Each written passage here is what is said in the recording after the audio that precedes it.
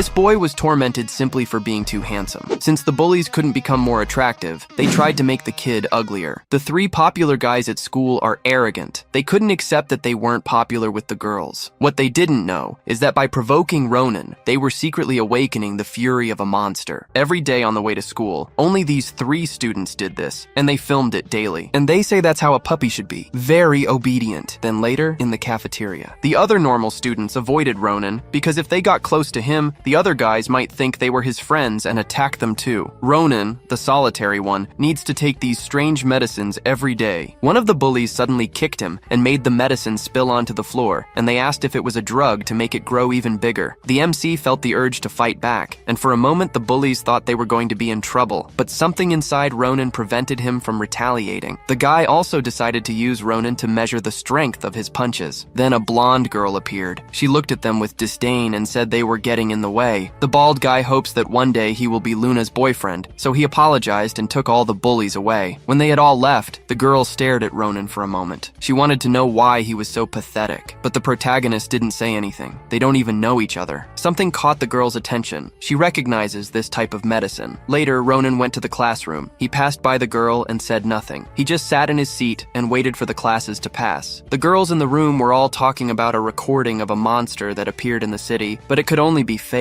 Later at home, Ronan needed to hide his bruises so his family wouldn't find out. But that wasn't the only thing he needed to hide. His grandmother noticed that there was a footprint on the back of Ronan's shirt. Is he being used as a floor rag? Outside the building, the recording of a supposed monster that the girls saw was not fake. He looked up and saw the target. While Ronan was in the shower, someone was at the apartment door. "It's the postman. I have a package." The lady didn't need to open the door. The postman opened it and frightened the old woman. This monster was here to have a snack of aged flesh. The demon was the one caught by surprise. The old woman dodged the attack and used a blood ability, and the lines made of blood powerfully tied him up. Then she asked him that he wasn't carrying any mail, so who sent him? The fight between the two made some noise, but the sound of the shower made Ronan not realize that a battle was happening outside. The creature tried to resist, but the old woman showed that she was the real threat there. Then she destroyed the demon. While Ronan was in the bathroom worried about hiding his bruises, the lady was doing the same. Her wound healed quickly, so neither wanted to worry the other. The next day at school, Ronan didn't tell his grandmother that he lost his medicines, which is why he was acting strange. In gym class, the boy was with Mobby, fell, and fainted. He woke up hours later, after class. It was already late. His head hurts, and it was already late. He slept for hours. While he thought he had a strange dream, he receives a call on his cell phone. His worried grandmother says they are going to move once again. She knows he doesn't like moving so much, but they'll have to do it again. The reason Ronan is excluded is that he never stayed long enough at a school. Whenever he entered a new school, his weakness would inevitably get him hurt, and his classmates were to blame for it. Making others angry, he ended up being excluded from the rest of the class. Friendless, Ronan has always been lonely. Before he could change that,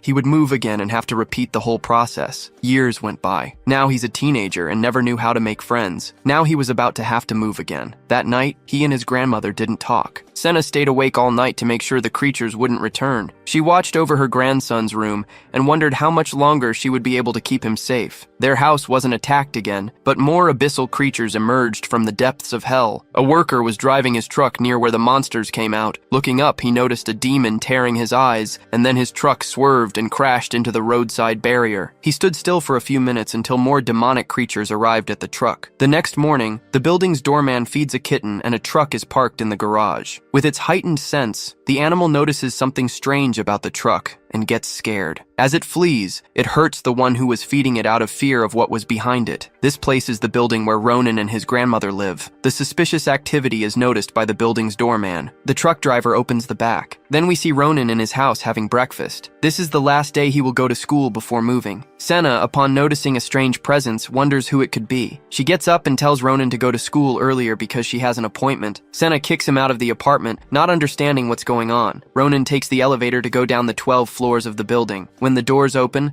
the delivery men pass by him. Black smoke brings a strange and familiar sensation to Ronan. This smell somehow affects him, even though he doesn't understand how. Curiously, he watches the delivery men go on ahead. After entering the elevator, he thinks it's strange. Now, in front of apartment 2101, the delivery men ring the bell. On the other side, the old lady is ready for battle. Downstairs, Ronan passes by the delivery truck. Curious, he looks inside the truck to see how many deliveries there are for so many delivery men at once. To his surprise, the truck is empty. There are no deliveries here. So why did so many delivery men come up to the top floor? Suddenly, a loud noise at the top of the building. From the top floor, a person is thrown, falling heavily onto a tree. Ronan is scared. Is that person okay? Someone up there just fell. Worried, he goes back, takes the elevator to go to his house. The elevators don't work, so he decides to go through the stairs, running up the floors. In his house, the delivery men are attacking Senna, the lady who contained her powers before to prevent her grandson from noticing the fight, is now using all her power. She slices all the creatures with her red threads. These monsters stand no chance against her, but being attacked makes her furious. When they are defeated, the creatures turn into smoke. Their bodies don't remain behind. One last monster attacks his grandmother and manages to hit her. Backing away, she starts using her threads to attack again.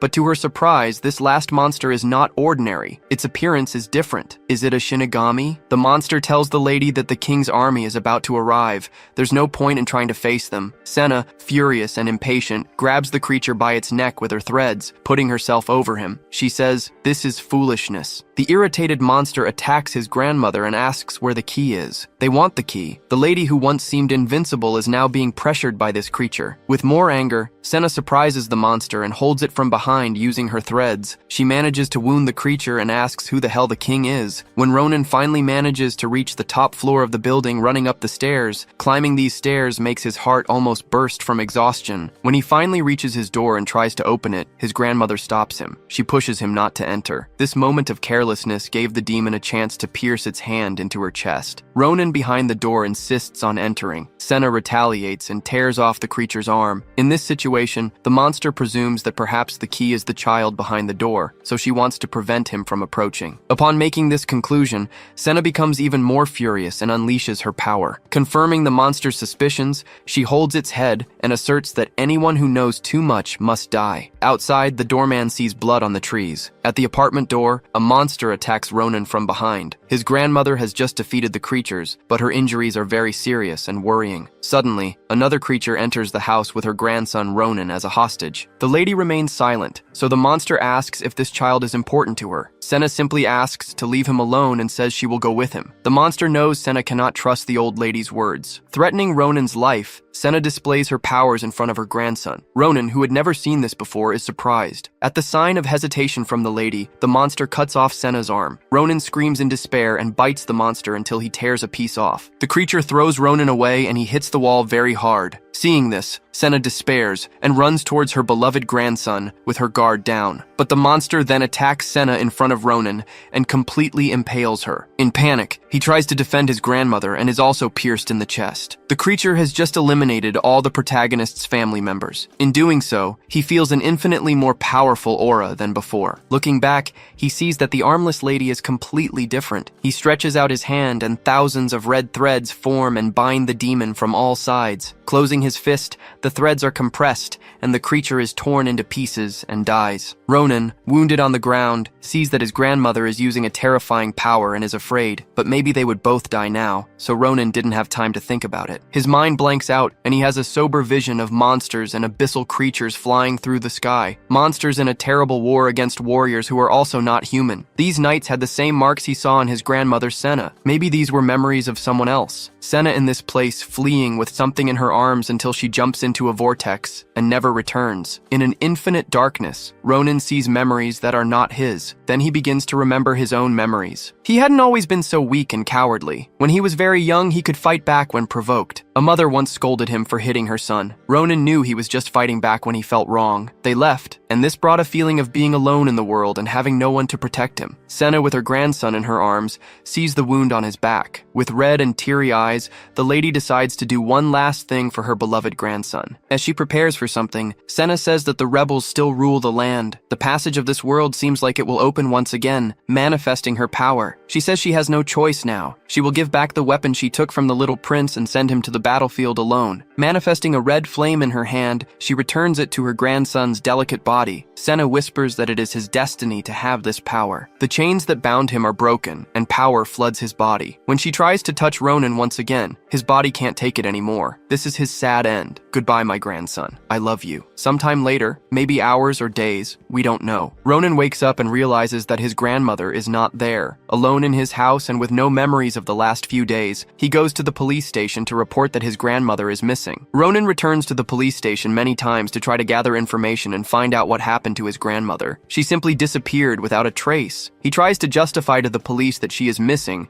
and the responsible party is this monster. She was kidnapped by this creature. The police start to think it's a joke from the boy. He shouldn't be joking about something so serious. Angry at not being taken seriously, he leaves for his house every day. He tries to sleep, but the memories wouldn't let him. Nightmares from that day torment his mind whenever he tries to sleep. Since then, Ronan can't sleep anymore, and he also doesn't know if it was a dream or reality. Weeks had passed. He had gotten used to going to the police to try to get news. After a while, he was ordered to return to school, leaving the principal's office. A classmate is surprised to see him after so long and asks if he's okay. At that moment, he has a bad feeling, but he doesn't know what it is. Later, in physical education class, he was the weakest. But to everyone's surprise, he was faster than everyone. It was as if he were someone else. The others couldn't keep up with him now. The feeling that he was being watched didn't go away, and he didn't understand where it was coming from. Even later at school, he feels the same sensation. Someone is watching. Trying to find out who it was, he meets Lee Luna, the prettiest girl in school. She asks if he needs anything suspicious. Ronan says no, and then they walk together down the hallway. Curious, Luna asks about the medications they always took after classes. She doesn't see him taking them. Ronan replies that he feels better now, so he's not taking them anymore. In fact, thinking about it, Ronan hasn't taken the medications since his grandmother disappeared. This gives him an idea, and then he crazily jumps out the window and leaves,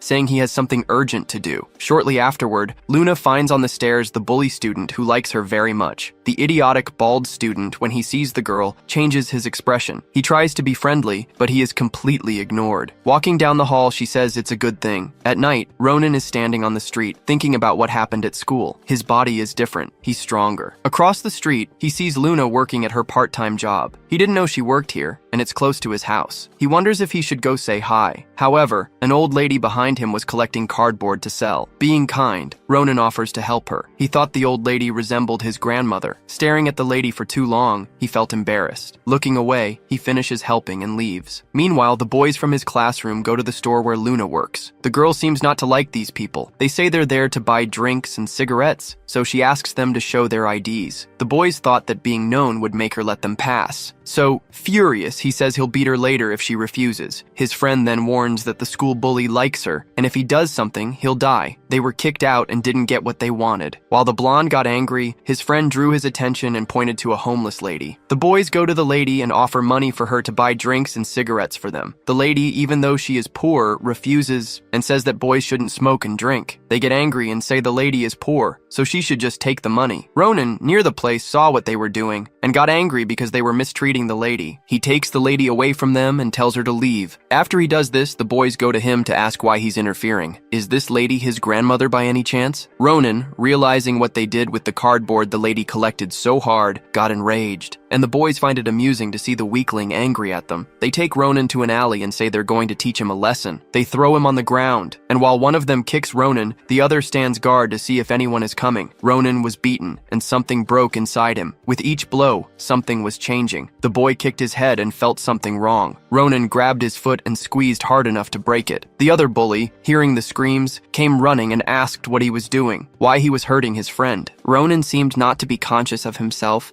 and what he just did he had never done before. Not understanding what's happening, he runs away, thinking what's wrong with him. Near his house in the park, he starts to remember. That night, he was fatally wounded and didn't die. And now this different feeling of power. It's as if he were invincible. The next day, Ronan returned to school. Yesterday's boys are from his classroom. The red-haired boy tries to understand what happened last night. The bully decides to go to Ronan to demand explanations. Irritated, he asks why the loser is ignoring him. His friend is hurt, and it's his fault. The other students find this argument strange. The bully, being ignored, asks if he wants to die. However, one of the guys asks for permission and says that Ronan is going through tough times. His grandmother is missing, so could he leave him alone? The infuriated bully hits the table and asks who he thinks he is to ask something from from him. At that moment, Ronan becomes enraged and has a cold look. With this look, the bully feels like his soul will freeze. These eyes are from Peaky Blinders. Fear takes over and his legs don't move. It seems that Ronan will kill him just by looking at him. He gathers courage and leaves in fear. His friend thinks Ronan is different from before. He doesn't seem like the same person. He had the courage to face the bullies. During the night, someone was walking on the street with their dog. When the animal notices someone running, it tries to attack. But this desire fades, and it becomes afraid. After running quite a bit, Ronan reaches an abandoned building. He enters the building intending to test some things he suspects. It would be better to go to the top floor. There, several metal beams are scattered. He takes off his hood, takes advantage of the moonlight reflecting on himself. Upon noticing a beam next to him, he has a plan. To move this metal beam, something that would be impossible normally. Putting all his strength into it, he couldn't move it. He was hoping that nothing would happen, and that there was nothing wrong with him. However, the steel bar was dented. Then he tries again with more force. Marks appear on his neck. Then with more effort, the bar was lifted. Now his power was awakened. He puts the bar above his head and manages to hold it with just one hand. His eyes were shining. He didn't understand what was happening. The next day at school, the student with the injured leg went to the classroom. His classmates asked, was he mugged? Why is he hurt? His friend wanted to know what really happened that night. Did he kick a wall or something? While the blonde guy looked at the protagonist without saying anything, his concerned friend shouted, demanding an answer. Speak softly, he might hear us. Then he changed the subject and said he had to study now. His friend knew he was never one to study, so something was wrong. Was the book upside down? While he didn't understand what was going on, he began to think about what he saw that night. The protagonist's gaze was something very strange. Later, at the school lunch break, while the nerdy students were eating, the bald bully approached and said they had too much food. They should share some with him. Now he sits with his friends with dozens of breaded chickens. Of course, the selfish one says it's all just for him. He watches the girl he likes arriving at the cafeteria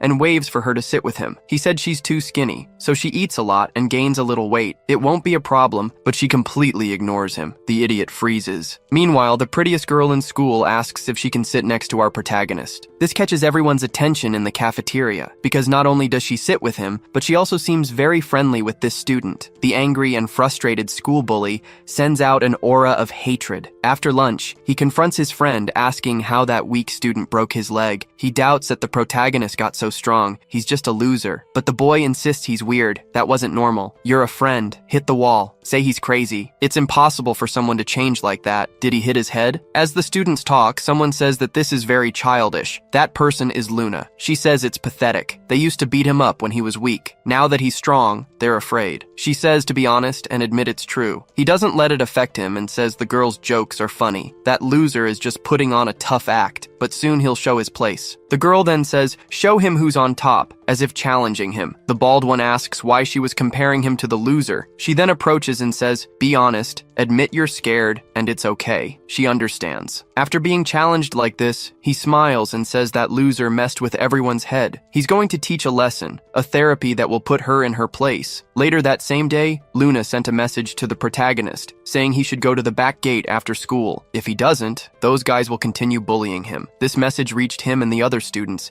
informing them that the fight would happen. So many were on their phones, eager for this moment, hoping this loser would finally take down the one who torments everyone. Unlike before, this time our protagonist wasn't nervous, just finding it senseless. At 6 p.m., he showed up at the location. The guy who was there stretches, saying this loser is going to get a lesson today. Around them, others argue about who will win, but to everyone it seemed obvious the loser couldn't win. The bald student says he was bored. He's glad to kill a bit of boredom. Then he tells Ronan not to be boring. Last a long time until he breaks him. Ronan only maintained a cold gaze, not saying anything, but his fist reflected his intention. Everyone around was asking, when will the fight start? This is going to be funny. The curious ones around boost the morale of the bully. He's used to showing off to others. So, to boast more, he said it's unfair to fight someone so pathetic. The arrogant bald one says he'll do the following. To make things fairer, the loser can hit him first once. It can be right in the face, he'll stand still. This turned into a show for everyone. Only one person was concerned about the protagonist, and another person was concerned about his bald friend because they knew that Monster wasn't normal. Arrogantly, the bully insists that he be hit now. He's waiting. It was so quick that before the fist arrived, the wind had already contorted his face. After the impact, teeth were lost and he flew backward. Everyone was surprised by the outcome. The one with the broken leg only confirmed what he already thought. The bully was defeated with just one blow, but not only that, he flew far above everyone and fell to the ground. Maybe he was dead. Enraged, the protagonist says, "Get up." He grabs him by the shirt and says, "Get up now, you idiot. We haven't even started yet." Everyone is scared and horrified by what they're seeing. It was completely different from what they expected. His gaze was fierce, his fist now stained with the blood of those who deserved it. The bully on the ground pleaded for help. Then the protagonist tells him not to be afraid. He won't kill him, just teach him a lesson. He was so cold and calculating that his breath froze the guy's face. "Are you cold? I'm cold." While all this was happening, our prettiest student watched from the top of the school. She merely says that this was as expected. The result was exactly as she planned. That night, something strange was happening. A creature was trying to break into a house. Meanwhile, our protagonist returned home, but was surprised by his only friend who warns him that he forgot his backpack at school. He also asks if the protagonist is okay and says he changed a lot in such a short time. Those few words make Ronan go home reflecting if he really changed. He thinks about what he did today and that he didn't like being violent, but he also doesn't regret it. The creature inside the apartment was searching for something. Then it was surprised by someone opening the door. When Ronan turned on the light, he didn't notice anything different, but the monster was hiding in the ceiling, waiting for the right time. When he seemed distracted, the creature attacked. The protagonist actually noticed the creature. The demon asks who the protagonist is, and at the same time, Ronan asks who this demon is. They engage in combat. The house is almost destroyed, but Ronan doesn't take any hits. With his cold gaze, he dodges all the attacks, grabs the creature, and effortlessly destroys its arm. The demon with this says he's not human. Surprised by this assertion,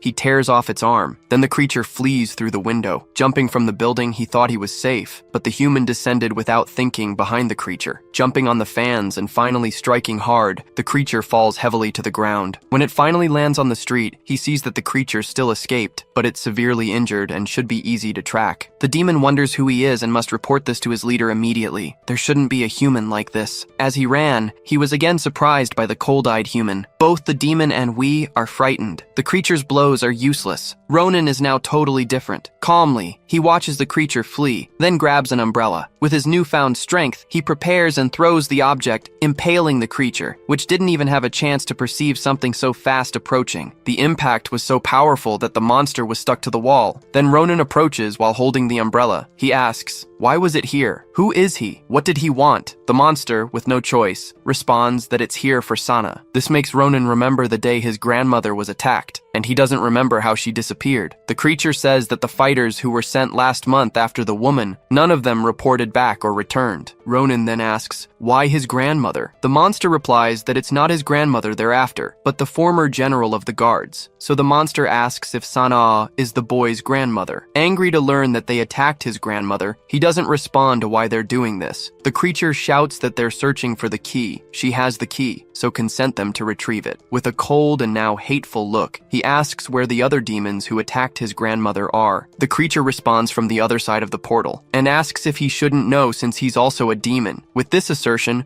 Ronan says that's nonsense. How could he be a demon? A monster? Then the demon shouts angrily and says, "Look at yourself. How can you say you're not a monster? Are you sure you're not human? Look at your hands. Would a human do that?" Unsettled by these words, Ronan observes a piece of mirror on the floor and his distorted reflection. What he sees makes him doubt. Could what he's saying be true? Could he not be human? What's happening to him? Ronan wonders if he's a monster. At that moment, while he was distracted, the creature took advantage and fled. He didn't even notice. Someone walking through the alleys in the rain and tired from work asks why a man is without an umbrella. Fortunately, he was just startled by the appearance because the demon simply fled through the sewers. Meanwhile, Ronan ran through the rain. He was completely aimless that he even fell. A mother and her son ask if the young man is okay. The child, afraid, says, "His face, Mom, it's different." And indeed, this person's eyes are not normal, trying to hide his appearance. He simply doesn't respond and runs. Meanwhile, in the underworld, abyssal creatures and storm rays tear through the skies. This is the place beyond the portal in the demon world. The creature managed to return and bring brings news. The first scout, returning with information, one of the demon deer tells him to report to the leader what he discovered. The monster reports that Sana is dead. There's no trace of her in the human world, but he found a boy. That man has the characteristics of that traitor. They question why he didn't bring that young man. The embarrassed monster replies that it was impossible. The power difference was too great. Would he be defeated by a mere human? But the demon insists that wasn't human. His breath was colder than the most powerful demons. Upon hearing these words, the person before shows interest. This is Demon General Chin. He approaches and asks if he's correct in the information he described. The monster insists that he would never dare to lie to his general. It was as if his body burned with the boy's breath. Upon hearing this, the general simply eliminates the demon. His red and cold eyes show no mercy in eliminating a faithful servant who returned with the wrong news. This scares even his most loyal guard. The Demon King says to never say that again. Someone with breath so cold it burns like fire. That's nonsense. Finally, the one sitting on the throne rises, and this man reflects on the messenger's words, cold fire, and the trail of the missing son. Then he says that the descendant of the first king is alive. Since the beginning of time, humans and monsters have been constantly at war. The abyssals have been fighting humans since medieval times. The breach of passage between the two worlds was expanded at a certain time, and countless victims were stained with blood. Suddenly, all the passages leading to the human world were closed after the war. Since then, millennia had passed, and for humans, demons had become legends or myths of antiquity. But no matter how much time passes, these borders will eventually crack again. All these entrances that were sealed by someone will be opened again. Humanity will perish. We return to the human world. Our protagonist ran to the police station. The police found footage of his grandmother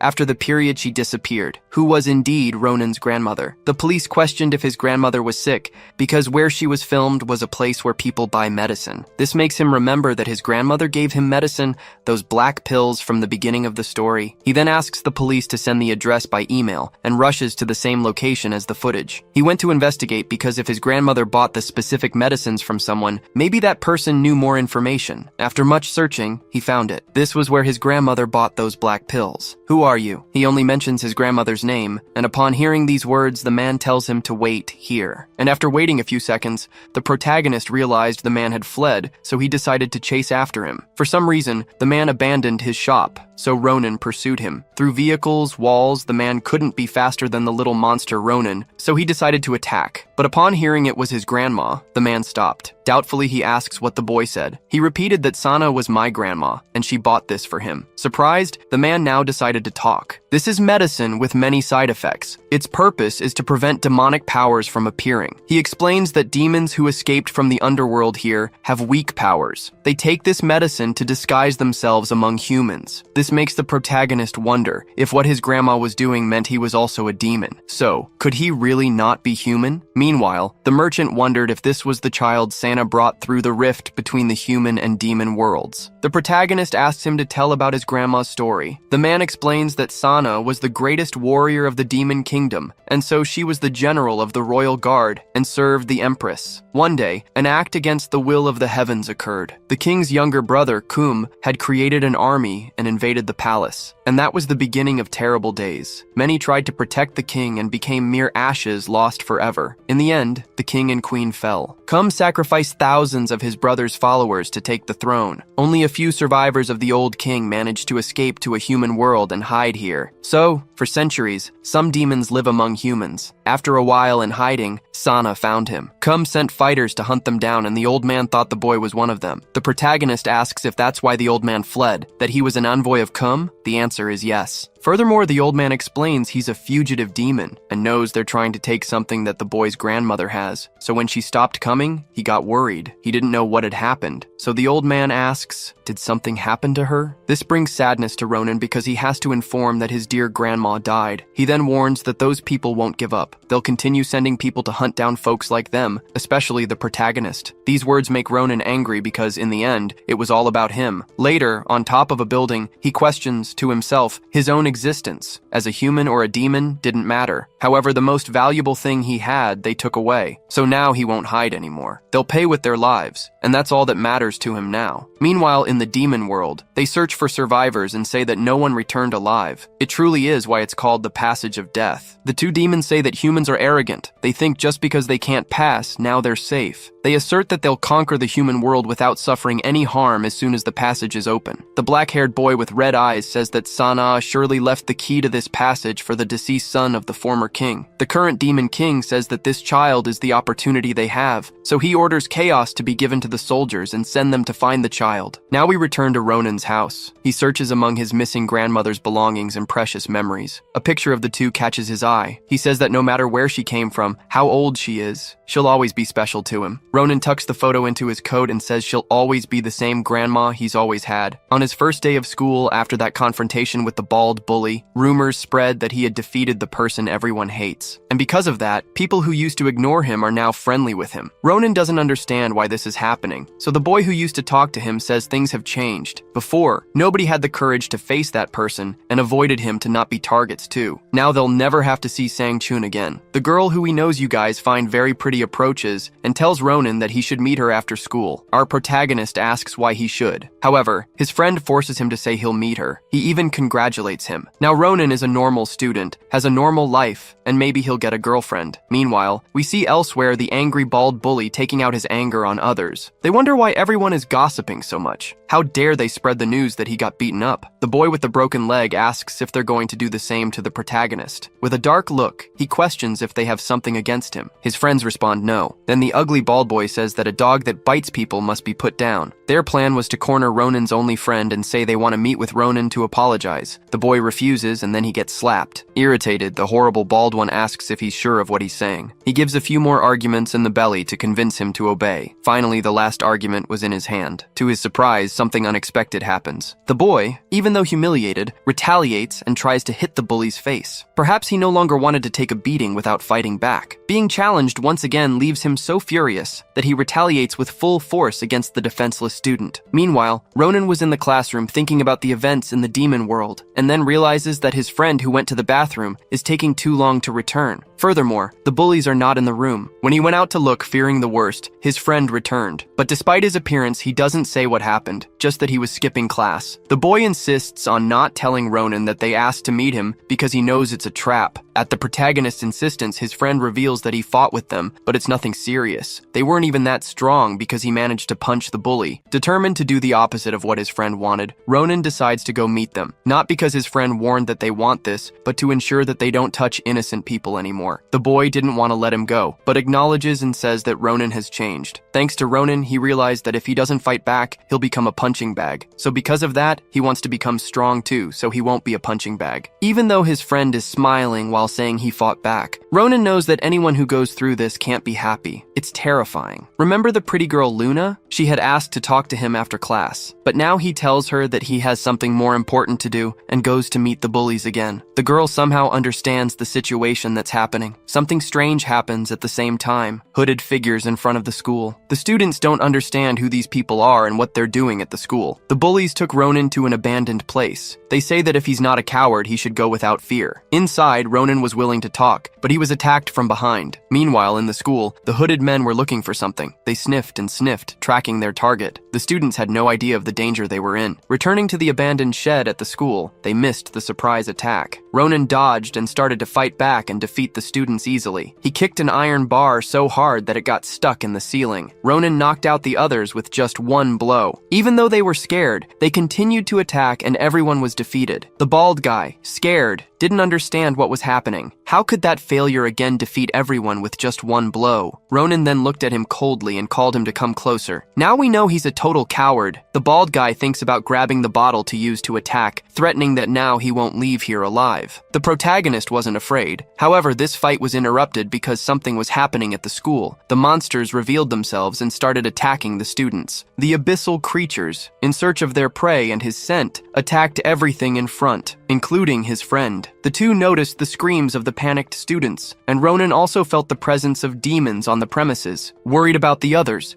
he turned his back on his enemy. Then, without mercy, he attacked him from behind. Even in this cowardly way, Ronan realized in time and closed the door, preventing the attack. The protagonist simply said, "If they don't want to die, everyone stay in there because something dangerous is happening." Ronan ordered him to shut up now. Furious, the idiot bald guy was determined to kill him in revenge for the humiliations. When the teachers noticed the noises and went to ask why the students were making so much noise, they caught sight of the scene of their students being silenced forever in front of them. The creatures attacked everything in front, including the teachers. Everything was a target in search of the key. Luna was in another part of the school that hadn't been attacked by the demons yet. Then she finally heard that the other side of the school was being invaded by monsters. Quickly, upon hearing this, she ran towards the location. While everyone else was fleeing, she ran towards the monsters. Facing the first demon, she dodged with precision. Using a weapon on her leg, she sliced the creature. Jumping over it, the beautiful girl grabbed the creature by the neck, pulling the line tautly, and the creature was eliminated. This perverted monster was sniffing the student's neck. His friends, afraid of the situation, simply abandoned him. Another innocent student would be unjustly eliminated. However, Ronan appeared and triggered the fire alarm. With that, the monsters finally identified their prey and attacked him. His intention was to escape and lure the creatures away from the other students. Along the way,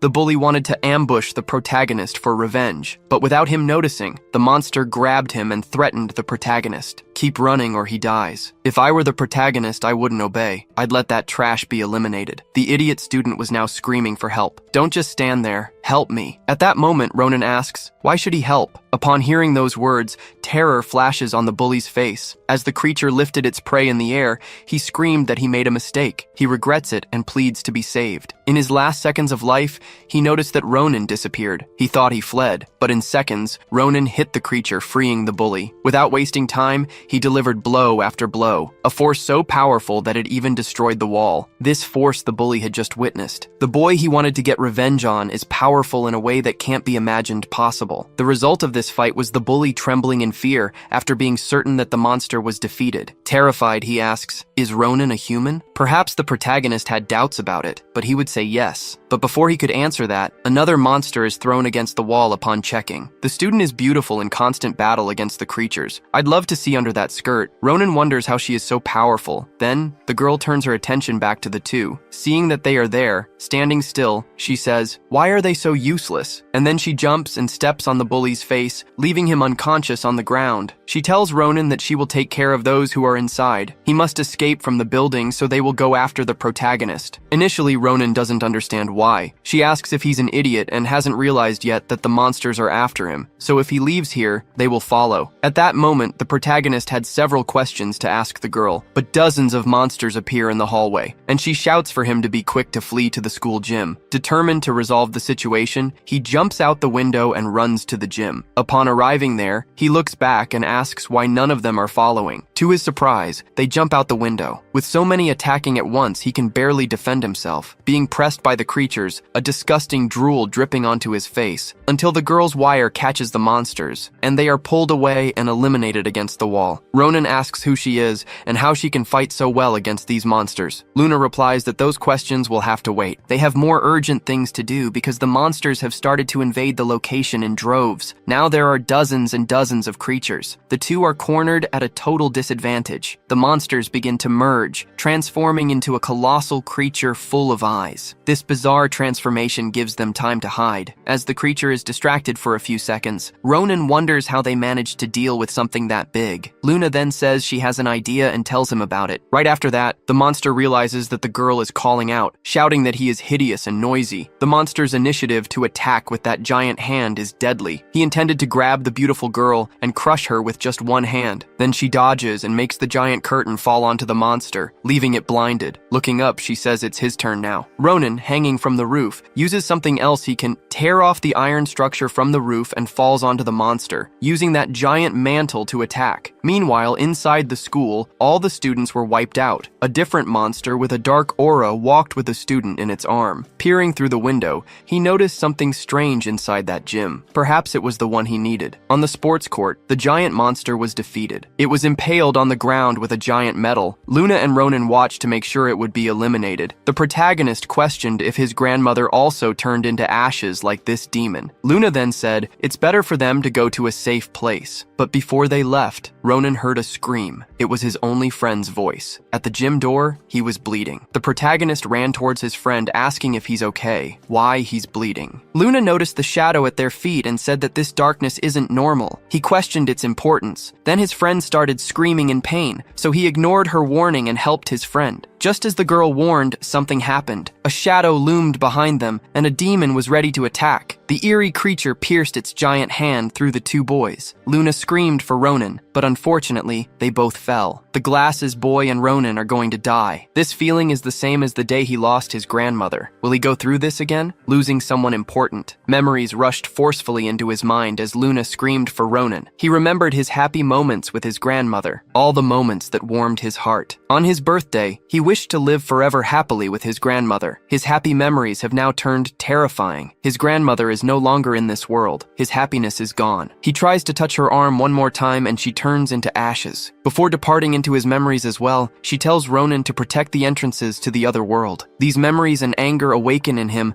a hidden power he didn't know how to use. Blue flames emanate from all sides of his body, worrying the demon and frightening Luna. The girl and the demon are sure Ronan is not the same as before. With just one step, he freezes everything around him. His icy breath is capable of freezing even the souls of the worst demons. After freezing the creature in front of him, he shatters it into pieces, and thus it is eliminated. After doing this, he faints. Much later, he wakes up in an unknown place. Someone treated his wounds and this bed smells good. Did the girl take him to her bed? As he exits the room and walks through the luxurious house, he notices sharp steel bars on the windows. After passing through the first door, he finds a complete arsenal with all kinds of possible weapons. This house couldn't be normal. Are these weapons exaggerated? When he notices someone approaching, he lurks and grabs an axe to attack. Ronan prepares to attack, and for a moment he was ready to eliminate anything. However, the creature was a beautiful girl. Will he eliminate her? After a few minutes, he was looking at a suspiciously shaped painting in the house. When she finally got ready and came down to talk to him,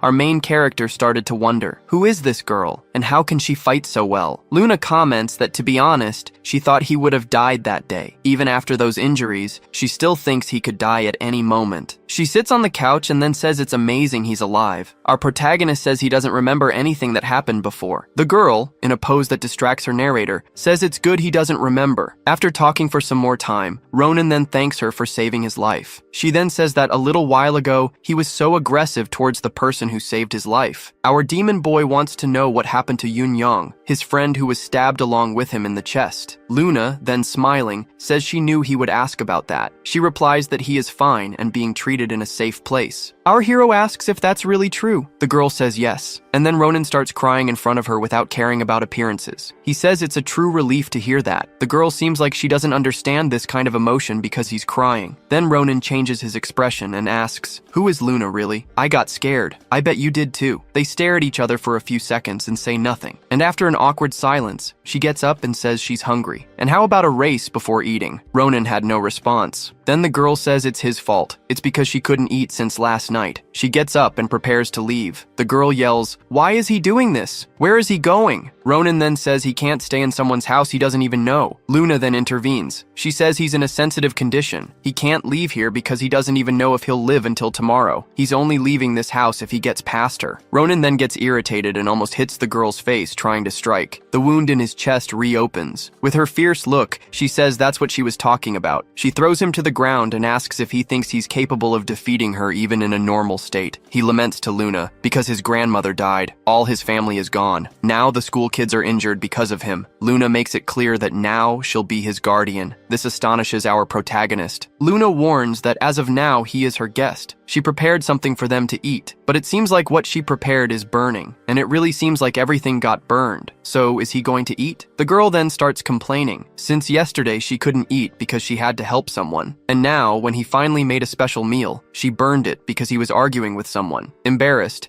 Ronan asks if she has any ingredients left. Then, our hero hero starts showing off his incredible cooking skills. He's more powerful in the kitchen than on the battlefield. In a few minutes, he prepared an amazing meal for them. He said his grandmother taught him to cook, as he should be independent. Luna is curious if he was close to his grandmother. He replies, "Yes, very close. And apparently our girl doesn't know what it's like to be close to someone." Then she asks, "What was she like?" While the two mysterious teenagers that I really want to be a couple talk in the normal world, news spreads. This terrible attack that happened. Recordings and images were posted on the internet, but the authorities took down this content from the internet, so people didn't know if it was reality or just a fake video. In a security council, they discussed how they would suppress this information from the general public. There were many survivors who could spread the truth. Plus, that student who defeated the creatures is still out there. The leader of this organization, we don't know who it is, then says he wants to meet this child right now. His interest is 100% focused without knowing who he is. We then return to a place where the atmosphere seems romantic. Ronan tells how his grandma was an extremely kind person with a pure heart. Even though he was a very difficult child, she never showed any discontent about her grandson. When he seemed like he was going to say something sad, Luna interrupts and says he's safe in this place. That apparently embarrassed him. He said he needs to do something now. So the girl asks if he's not curious to know what those creatures were. Ronan, remembering before,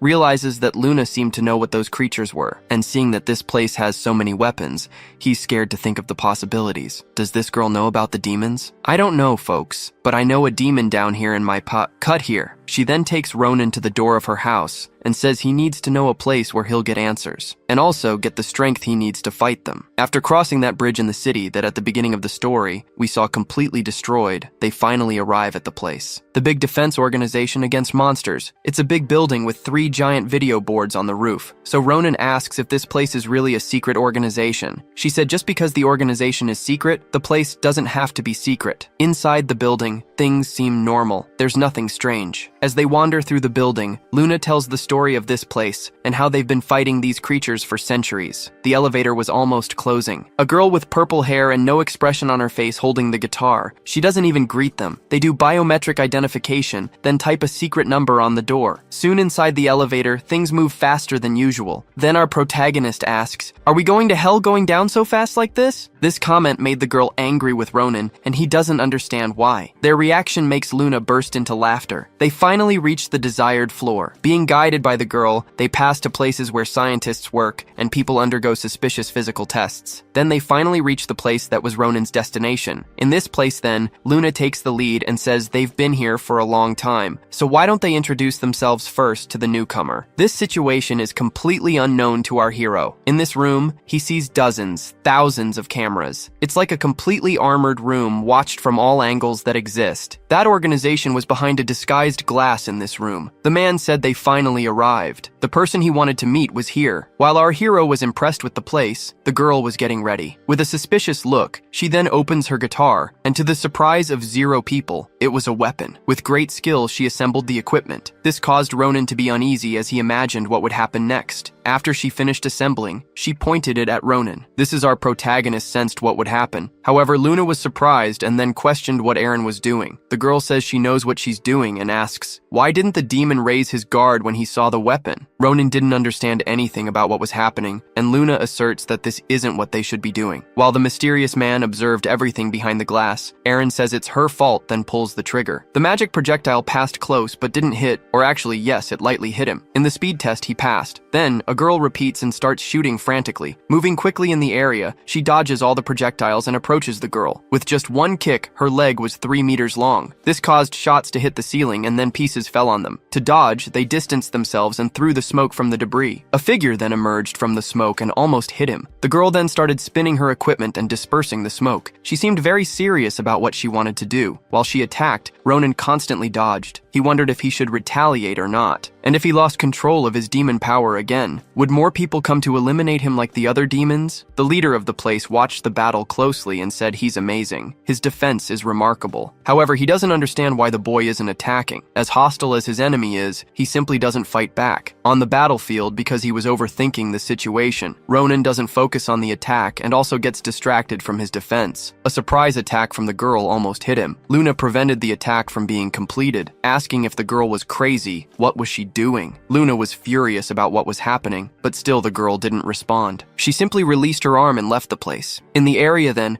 They observe that the girl's hand was injured. What does this mean for you folks? The leader of the place reveals himself and comes to talk to the two. He asks why Ronan didn't show his strength and didn't retaliate. This attitude leaves Luna dissatisfied again. She says he's too hard on him, and why give orders without warning her? The leader replied that he wanted to know how he reacts to an unexpected attack. So, to be unexpected, it can't be warned. Ronan then reveals that he only dodged and didn't react to the attacks because the girl would be seriously injured. Looking coldly in the girl's direction, Ronan asserts he's sure of that. The leader then says he's underestimating that girl, and it hasn't been long since the protagonist developed his abilities for him to have all that confidence. The man then argues that demons have been trying to get rid of people with abilities like Ronan, Lee Aaron, and Lee Luna for a long time. So the leader questions if Ronan is going to sit there waiting for that to happen without reacting. This was a demand for our protagonist to show his powers. Luna was going to interrupt once again. However, the leader explained that he will provide all the support Ronan needs to get stronger and survive the demons. But for that, he has to show his worth in front of his eyes. While they were talking, a woman appears on the panel saying she needs to talk to the captain about a matter they were dealing with before. Then he says they can continue this conversation later. That's all for today. Before he leaves, Ronan asks if all monsters have to die. This question leaves the leader in doubt, because for the man, there's no room for that. It's not an option to cooperate with the demons. After he leaves, Ronan was with Luna, and he notices that the girl seems sadder now. As they walked, they encounter Lee Aaron, a combat agent from M1. Ronan then compares Luna to that girl, saying they are the same. Our lovely blonde with pink eyes says no, that girl seems innocent and harmless. But in seconds, she was using axes and chains against him. Luna says she's not like that. Our protagonist doubts that they're not the same in that too. He remembers that Luna's house had dozens and dozens of weapons. This argument not even our lovely blonde could deny. So she ignores it and says that girl over there, she's the scary one, only her, now getting more serious. Luna states that she wouldn't have accepted that order,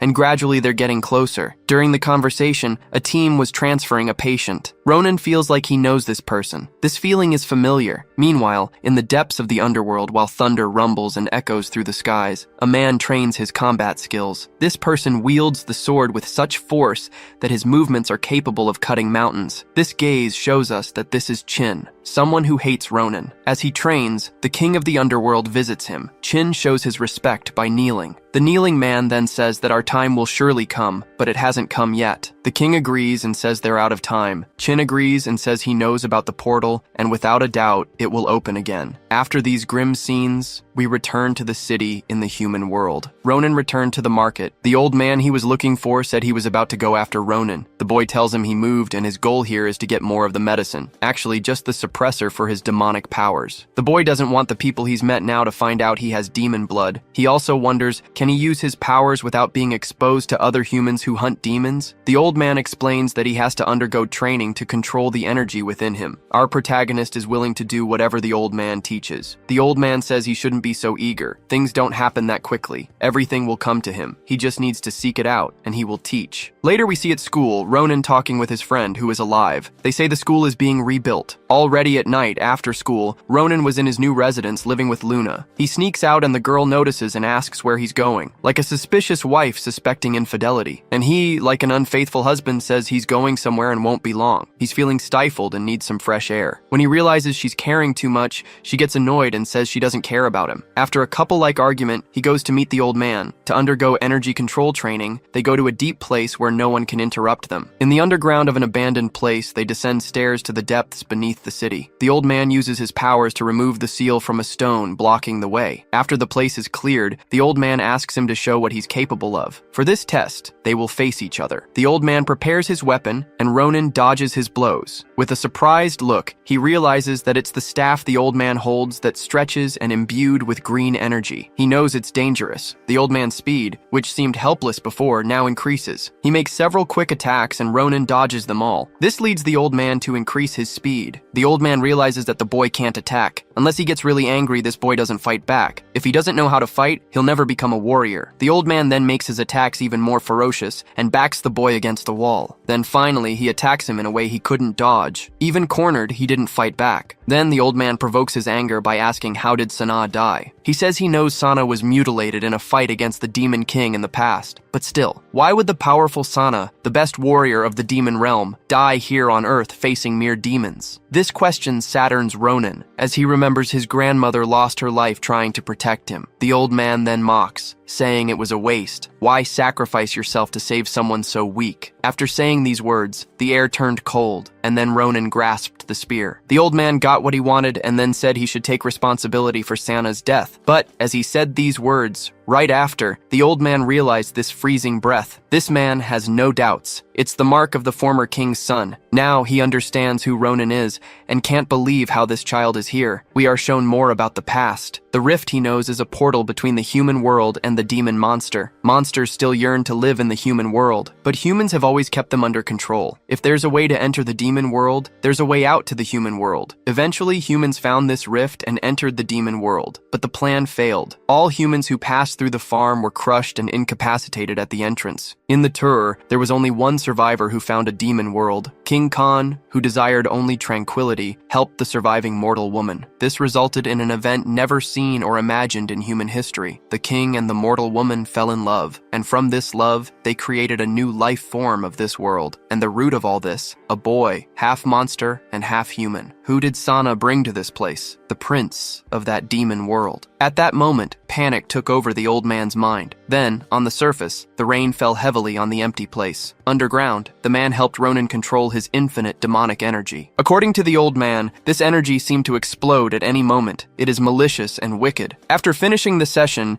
he tells Ronan to remember to keep this energy always in his body. Then the old man uses his own energy and extracts the boy's evil energy, storing it in vials. After finishing this process, our protagonist falls to the ground exhausted. Now the old man says he can use his demonic strength while hiding his mark. But of course he has to make this power his own first before he can use it. Otherwise, he'll be consumed by it. They then return to the field. He has to start using his power to control it. After releasing the first vial with his purified energy, a huge smoke fills the place, and then his physical training begins. Before he could fully realize what was happening, a giant hand hit him from the front, throwing him dozens of meters into a wall. The old man then calmly says, "This is just the beginning. Ronan must go through this and overcome even more obstacles. The creature he must face is a part of his concentrated energy. This thing is the personification of his demonic power. It's just a jar, yet it's so big." As much as the boy tries and fights to hit the creature, it's superior in all aspects, and hits him directly, almost leaving Ronan unconscious. Ronan didn't know how powerful his own energy was,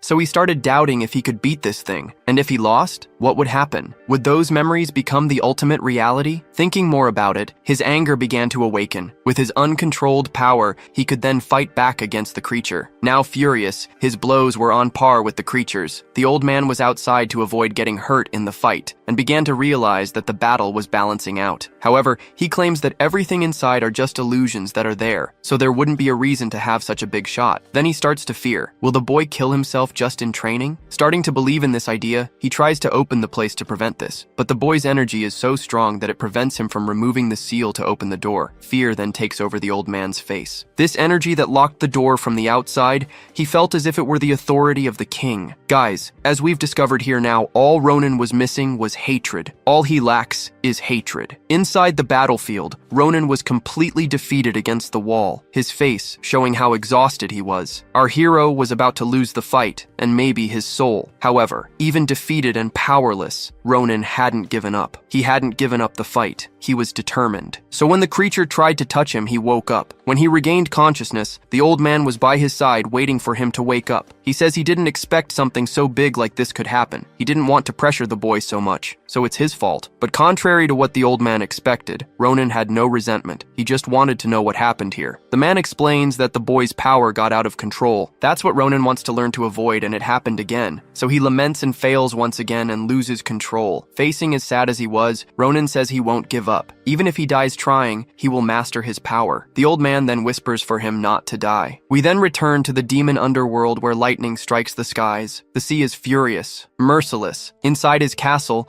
the current king was waiting for information. The demons share the report that underworld food is running out. That is, the demon world is becoming uninhabitable. So for them to survive, they want to go to the human world where food is abundant. One of the demon stags asks, "Until when will the people need to believe in Shen's words? When will he be able to open the door to the human world?" This doubt provokes the king's wrath. Then his servant asks for forgiveness. As his demon servant leaves, the king tells him to call Chen to him alone. The king then says this world won't last much longer. The longer he waits, the more his position as king is in danger. The demon messenger then finds Chen in front of the possible portal. He's there to warn that King Kum is looking for him. The demon asks if he has any problem with that. Chen says no. As much as this boy Chen is the king's sword, the servant can't even understand his intentions, and this is noticed by Chen. The young man tells the king's simple servant that he has eyes and ears everywhere. He rose to his position as the king's right hand using his power and shedding blood, so he should be more careful not to end up dead. After leaving the place, the demon says he will keep that in mind. Now we return to a human world in our couple's house. They are washing the dishes from the meal. Luna says it's been a week since the boy started going out every night like a stray cat. She then wants to know where he goes every day. As much as Ronan said it's just a walk, she says that won't convince her. But even though the girl was worried, Ronan doesn't reveal his intentions. Luna says she understands it's hard for him, but still, he shouldn't keep secrets in their relationship. These words make Ronan doubt and ask, what is their relationship? I bet you guys wished he was in a romantic relationship. After that conversation, our protagonist went for his training. And this time, several vases were hanging at the top of the cave. Then Ronan said he was prepared. The old man, then with a serious look, began to release several pots at once. As they were released, the whole cave started to fill with smoke. He warned Ronan that all of this is done by his power. He must not lose control by using his own power. The creatures then formed and attacked Ronan. He dodged them all and was completely focused. All the creatures tried to attack several times and he always dodged or defended himself. He says he can now clearly see their movements, so he managed to retaliate. The old man says it's only been a week and his pace has grown monstrously. However, the man says that even though it seems he has surpassed the king's power, he cannot be underestimated, for this is the legacy of the one who ruled the top of the demon world. So now his power manifests with all the creatures around him. Each of them represents a part of the power: speed, strength, ice, barrier, and eternal flame. All these are manifestations of his power. So Ronan says he's ready to destroy them all. Taking a deep breath, he then attacks. As he hits the creatures, they dissolve and are not defeated. They just explode. Thus, he didn't know how to defeat the mana creatures. The monsters were powerful and attacked from a distance. The battle that seemed decided at first was now unbalanced. Ronan tried to defeat them, and the old man watched. The old man admits that he is beginning to master his own power. He makes a series of moves using the elements of the battlefield to defend himself. This creativity was making him gain more combat experience and managed to attack the monsters directly now. Ronan finally managed to attack one of the creatures and destroyed the monster's horn. By doing this, the power that this monster represented became the protagonist. Now more powerful, Ronan made an area attack spreading ice throughout the battlefield. By doing this, he realizes this power is too strong and froze all the creatures. Even the old man at the top of the battlefield risked being affected. Impressed and proud for the boy, he managed it. While our protagonist was in secret training to master his powers, Luna was also part of an organization and was training alongside other members. Her training outfit distracts me. Sorry, guys. She observes the girl, who apparently is her rival. She's also very beautiful, we have to admit. The goal of this training is to reach the 10th floor of this building first while facing challenges. Luna was focused on her test. When the race began, they took off, competing against each other. The girls started and it was like they were ninjas. Luna ran along the walls and the other girl climbed. Our blonde girl stopped for a moment to say she was faster. But at that moment, the purple-haired girl used her acrobatics and then took the lead. Luna is sure her rival wouldn't accept defeat. While they were competing, the normal people were barely managing to climb the beginning of the building. A League of Legends character with her giant gauntlet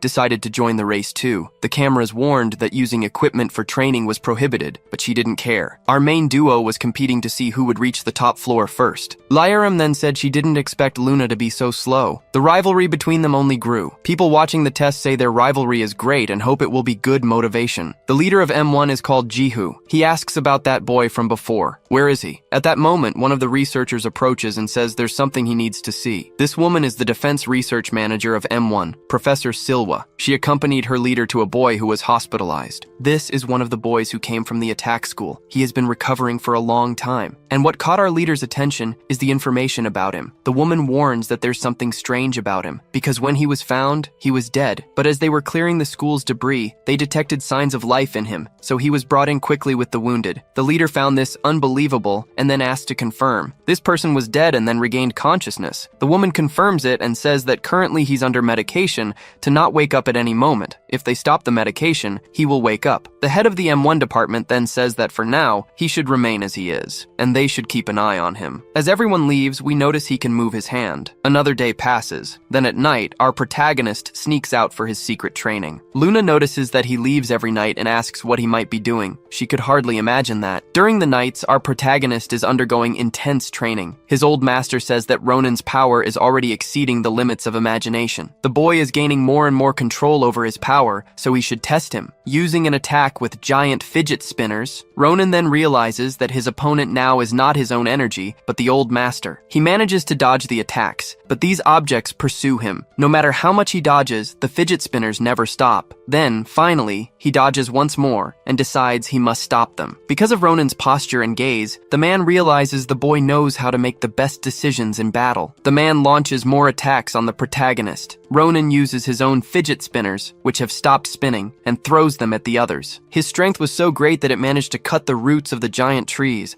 and finally he managed to stop all the objects. Now the old master has also entered the battlefield. The man was gigantic and said he would unleash all his power, so the boy should be prepared to face him. Ronan should try to knock him out, that's all. The true identity of the master is Musin, the former military leader of the demon race. He escaped to the human world and now helps exiled monsters. Now he looks menacing. He grew larger, and his skin is very resistant. Ronan, attacking the giant in his chest, his attack ricochets. His attack didn't even have an effect. The old man then says it's his turn to attack and hits Ronan in the chest. This attack goes through his body and leaves a gigantic mark on the wall. After a few seconds, Ronan is thrown with the force of the impact. The famous attack has a delay. This blow almost knocked him unconscious, and the old man didn't stop there. His next attack was powerful, but Ronan managed to deflect the direction of his attack. The man then reveals that he cannot be injured by Ronan's attacks, so he should also try to attack without holding back. While the old man is in this transformation, his body is indestructible. The master and his disciple engage in intense combat. The effects of their attacks can be felt on the surface, as they are underground. The master decides he will take the fight even more seriously. It won't be easy, and Ronan must endure. They exchange even more powerful blows. With each blow, he feels the boy evolving frenetically. At a certain moment, his indestructible body begins to feel the consequences of exchanging attacks with the boy. He recognizes that both attack and defense are increasing. He observes that during the battle, Ronan's eyes were illuminated. And then, as they exchanged one more blow, his disciple's attack was so destructive that it destroyed the entire training ground. The old man even lost his transformation. The master then understands that during this fight, the boy was hiding his demonic power. When he used a small part of it, this happened. Now, he is ready to control his power. The next day, our most beautiful girl is sleeping peacefully. As she slept beautifully, someone had cleaned the whole house and prepared breakfast. She got up, noticed everything was organized, and was surprised. The boy was a great husband. How was this possible? Ronan came back home earlier and woke up before her this time. He did all the housework. She can sit down, and the future father of her 6 children will serve her food. As they talked in the morning, Ronan mentioned that he always used to feel tired in the mornings, but now he feels better. Luna says that surely the walks he takes every night must be to blame for this. The beautiful blonde girl warns him that he's free to do whatever he wants, but he should consider the feelings of the people who are worried about him. Our hero then asks if she was worried about him. Now realizing the meaning of her words, Luna becomes embarrassed and tries to come up with some excuse. Trying to say many nonsensical words, the girl then rethinks and comes up with a justification. She says she was worried that something might happen to him, and she would be affected, that's all. Ronan apologizes for it. He says that since his grandmother passed away, he didn't expect anyone else could worry about him. The sweet way he said those words and his seductive gaze made Luna feel strange feelings inside. She then destroyed the imaginary roses she felt in denial. She's a warrior, not an ordinary girl. Now that Ronan is feeling better, she says he needs to go to M1 with her. As they walk, Ronan sees himself in the mirror and wonders if that day Luna saw his mark. That day at school, he definitely transformed and his demonic mark must have been apparent. This doubt left him very worried, so he asked Luna if the people at M1 know how to differentiate monsters from superhumans. The girl acknowledges that there are monsters that look like humans, but when they use their abilities, their appearance also changes, and then it's easy for anyone to recognize the marks they have. The girl's response made Ronan think that maybe she didn't notice his mark. Moreover, what M1 knows is that monsters are hunting Ronan and that he is a superhuman. Now something doesn't leave him at peace. His master said that now that Sana is dead, the monsters will come after him. As the boy was very pensive, Luna asked, "What's on your mind?" Ronan didn't listen to his future wife because he couldn't stop thinking about this issue. He wanted to understand what the demons want from him. Ronan then replies that they should go somewhere before going to M1. Meanwhile, normal people were going to school. The boy who used to be a bully was now being friendly with the other students. Even though he didn't want to be aggressive, he politely asked weaker kids for their money so he could buy snacks and cigarettes. However, unlike before, the students now ignored him. When the other bully friends arrived,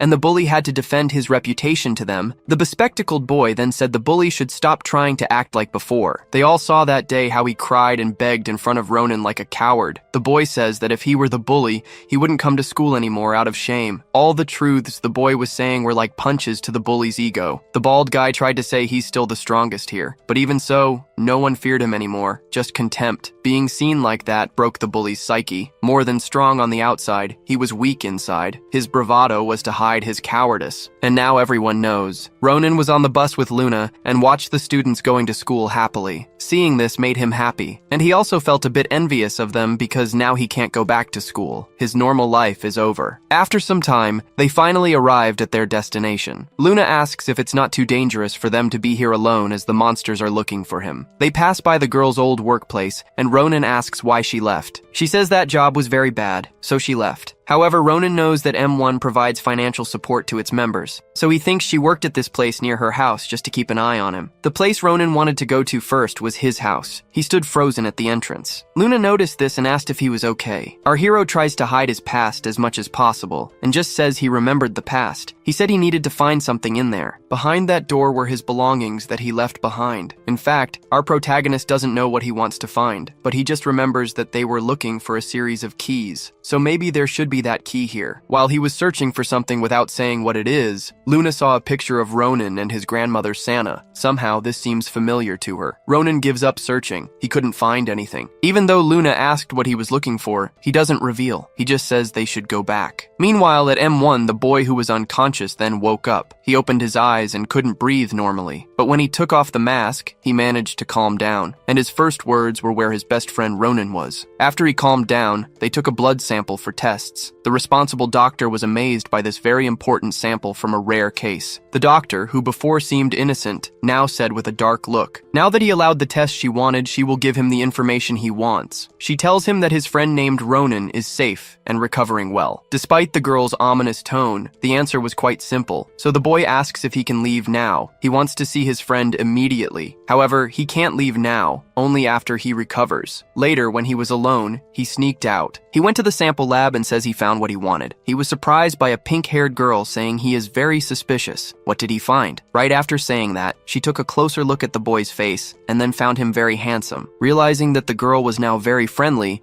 he just smiles and hides what he's hiding. In his hands were 2 samples he took. A nurse then arrived on the scene and scolded them for being here. They should be in training. In trying to get them out of there, one of his samples fell to the ground. The boy then asked coldly, why was he classified as a biological risk? The doctor, before speaking about it, ordered the pink-haired girl to leave right away. Only after that did the nurse respond that he should return to his room, and then he would have the answers. She pressed on his bracelet, and as she left the room, she was surprised. The girl pulled her from behind and then dragged her to the sample room. After some time, everything fell silent. Red stains spread across the glass of the door. The boy emerged wearing a doctor's coat, and as he observed these stained doors, he smiled at the sight of the the red of life. Do you think he fooled our protagonist from the beginning? Or perhaps he is the demon who attacked before? Place your bets. Meanwhile, in the training room, people were discussing a rumor that had spread. They said Lee Aram was attacked by a civilian. It seems that nobody is very close to the girl, as they didn't have the courage to talk to her personally. One of the agents then went to her to ask if it was true that the veteran had difficulty facing a civilian who had just awakened. The boy seemed confident, but he was ignored by the girl, and then he became outraged. He then angrily wonders how amazing this guy must be for this to be true. As always happens in our lives, the person they were talking about arrived at the training center. All the agents then became serious, looking at him. The newcomer of the rumors is Ronan, the one she attacked the first time, and Luna stopped the fight. Now everyone is eager to see for themselves who this person is. Is he as strong as they say? The pink-haired girl is a little devilish as she says that this boy is also very handsome. She was the only one admiring the protagonist's beauty, as everyone else was hostile towards him. The M1 leader observed and then asked if the newcomer was here to take the entrance exam. In fact, Ronan didn't say he would join M1. He said that since they have the same enemies, who are the demons, he would cooperate with them but not work for this place. While he was talking with Luna, the boy appeared behind Ronan and then said that this talk of cooperation is nonsense. He thinks he can compare himself to everyone who works hard in this place. The boy faces Ronan seriously, and then the veteran says it's the perfect mood to give a beating to a newcomer. He says Ronan's gaze is annoying. The veteran then teleports near the leader and asks if he can give a basic lesson to that newcomer. A combat between them is authorized if the newcomer accepts they can fight. Before the fight starts, one of the staff went to the room where it happened. Upon opening the door, she realized that the place was stained with red, and then she panicked. She saw the body on one side and the head on the other. Back to the training ground, the veteran insisted that Ronan needs to choose a weapon for this combat. However, he refuses, stating that only his fists will be enough. This attitude makes the pink-haired girl say she's in love with Ronan. She says she's wet down there, and then starts rooting for the newcomer. People around think the arrogant newcomer's attitude is like Lee Aram's, and so everyone is annoyed, just as they don't like Lee Aram. That's why the veteran wants to put the arrogant newcomer in his place. He wants to do this because before he was humiliated by Lee Aram. So doing this with a newcomer who looks so much like her will be his revenge. When the fight begins, the veteran attacks quickly. He positioned himself behind Ronan and then boasts of his speed. He says he's too fast for Ronan to see. Ronan indeed fails to catch the boy with his eyes. He's really too fast and always stays in a blind spot. The veteran says he's the best of all the speedsters in M1. Then, after moving many times, he tries to attack Ronan in a blind spot. To his surprise, the newcomer dodges and hits his head like a meteor falling to earth. With just one blow, the veteran falls into a coma. Ronan holds his fist and thinks he did his best to contain his strength. The teacher who observed everything from afar says the newcomer had his eyes closed. He just decided to trust his hearing, and that's not normal. Only experienced combat warriors would do such a thing. The pink-haired girl is now in love and wants to fight against that newcomer on the battlefield and in bed. Lee Aram watched this battle closely. Ronan, in fact, was worried if his mark would appear, so he closed his eyes and concentrated to the maximum to contain himself. It seems that now he really has control over his power. Lee Aram, from afar, seeing all this, thinks that this boy has changed a lot in such a short time. While these tests were taking place, Ronan's friend, who we don't know if he's possessed now, was hiding in one of the doors of the place. Someone surprised him for the second time. This kid is a fool. The person approaches and asks if he's a newcomer to the medical team, but upon seeing his coat is stained with red and the badge of the doctor, Jaiwan knows something is wrong. At the same time this was happening in the human world. In the demon world, Chen was sitting holding a glass jar. Something inside the small monster was about to come out. Chen observes the dark creature coming out of the small monster as if it were an alien. He says that this little centipede has the ability to take over the host's body and even control its mind. This is the true horror of the shadows. Then we go back to the unfortunate doctor who found Ronan's friend. His fate was to meet with the doctor who died before. Now we go back to the training ground. Perhaps the veteran will also have the same fate as the doctors,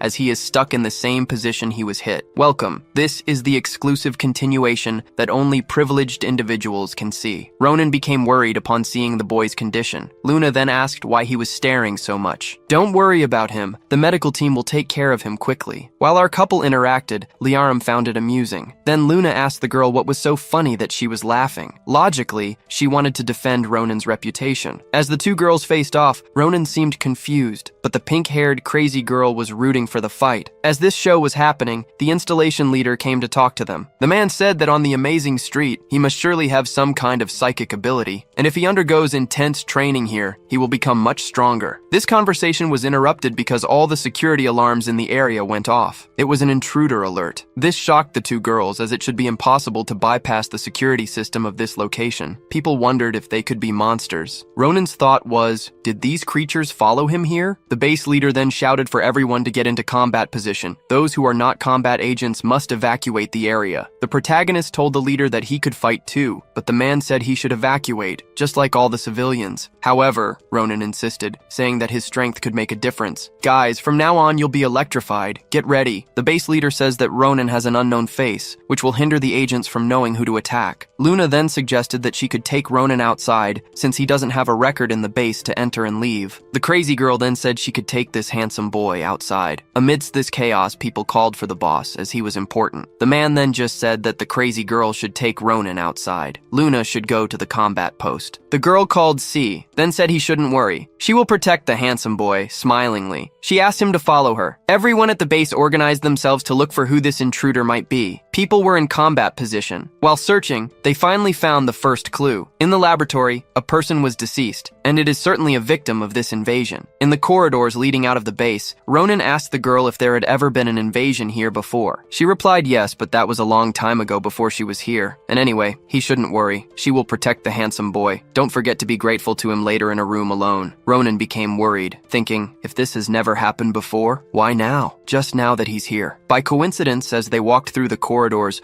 Ronan encounters his old friend. Seeing the boy for the first time since the accident, he was very surprised. The boy Yun Yong then hugged him quickly, and for a few moments his expression was cold, but then he showed his happy and cheerful side to see his friend. The crazy girl noticed that this is the other handsome boy from the clinic she met before. C couldn't contain herself, and said she now has two handsome boys. So now she is very happy. C was just enjoying the sandwich. Then Yun Yong told Ronan that it's not the time for fooling around. If they heard the alarms, it's time to evacuate. The crazy one was even more excited and said they shouldn't worry. She will escort the two handsome boys out of here. Meanwhile, the leaders observed in the security room. The cameras showed everything that was filmed in the last moments. The analysts then finally found a video at the time of the incident. The person who initiated the attack, a member of the medical team, was shot down. He asked to zoom in on the image. Upon closer inspection, he realizes that the person in question was the boy who was dead and was resurrected. Now they know who is responsible for the invasion and attacks. He orders that they must find this person immediately. Unfortunately, the person is with Ronan and the naughty girl. She takes them to the room of Sector 1 security, where they will not be attacked. C then says she will bring water for them, so they should wait here. His friend said that now they were safe. However, Ronan was pensive about it. He was told that his friend was being treated in a secret and safe place in the organization. He didn't imagine it would be here in M1. Ronan then asks if he's really okay. He wasn't seriously injured that time. Ronan said it was surprising. No one expected him to, but he recovered from that chest wound. Our protagonist accepted this answer and said he was very happy that he survived. From now on, Ronan will protect him, he promises. Ronan was serious about it, but then Ronan asked, will he really protect him? Is he capable of protecting him? His friend tells that it was all because of him, the fact that he was fatally wounded and taken to this place. These simple words left Ronan in shock after C. He returned bringing water for them. We don't know what the other words Ying Yong said were. Ronan seemed sad in the corner of the room. People in the laboratory finally found the location of the person from the camera. The boy they saw was in the security sector. The boss soon says this is the same place where Ronan and Cadet C were, and indeed, the woman puts on the security camera in the place, and there were the three of them together. The perpetrator of the attacks was with the two innocently. People ask if they should send the men there right away. However, Professor Han Silwa says that as soon as Cadet C entered, she activated the security mode, so people outside cannot enter under any circumstances. Since it was impossible to take any action, the man asks if this patient wasn't under the professor's responsibility. The leader of the location then says that for now they can only observe, and that's what they will do. Continue watching these children through the cameras. While the atmosphere was panicked in the control room,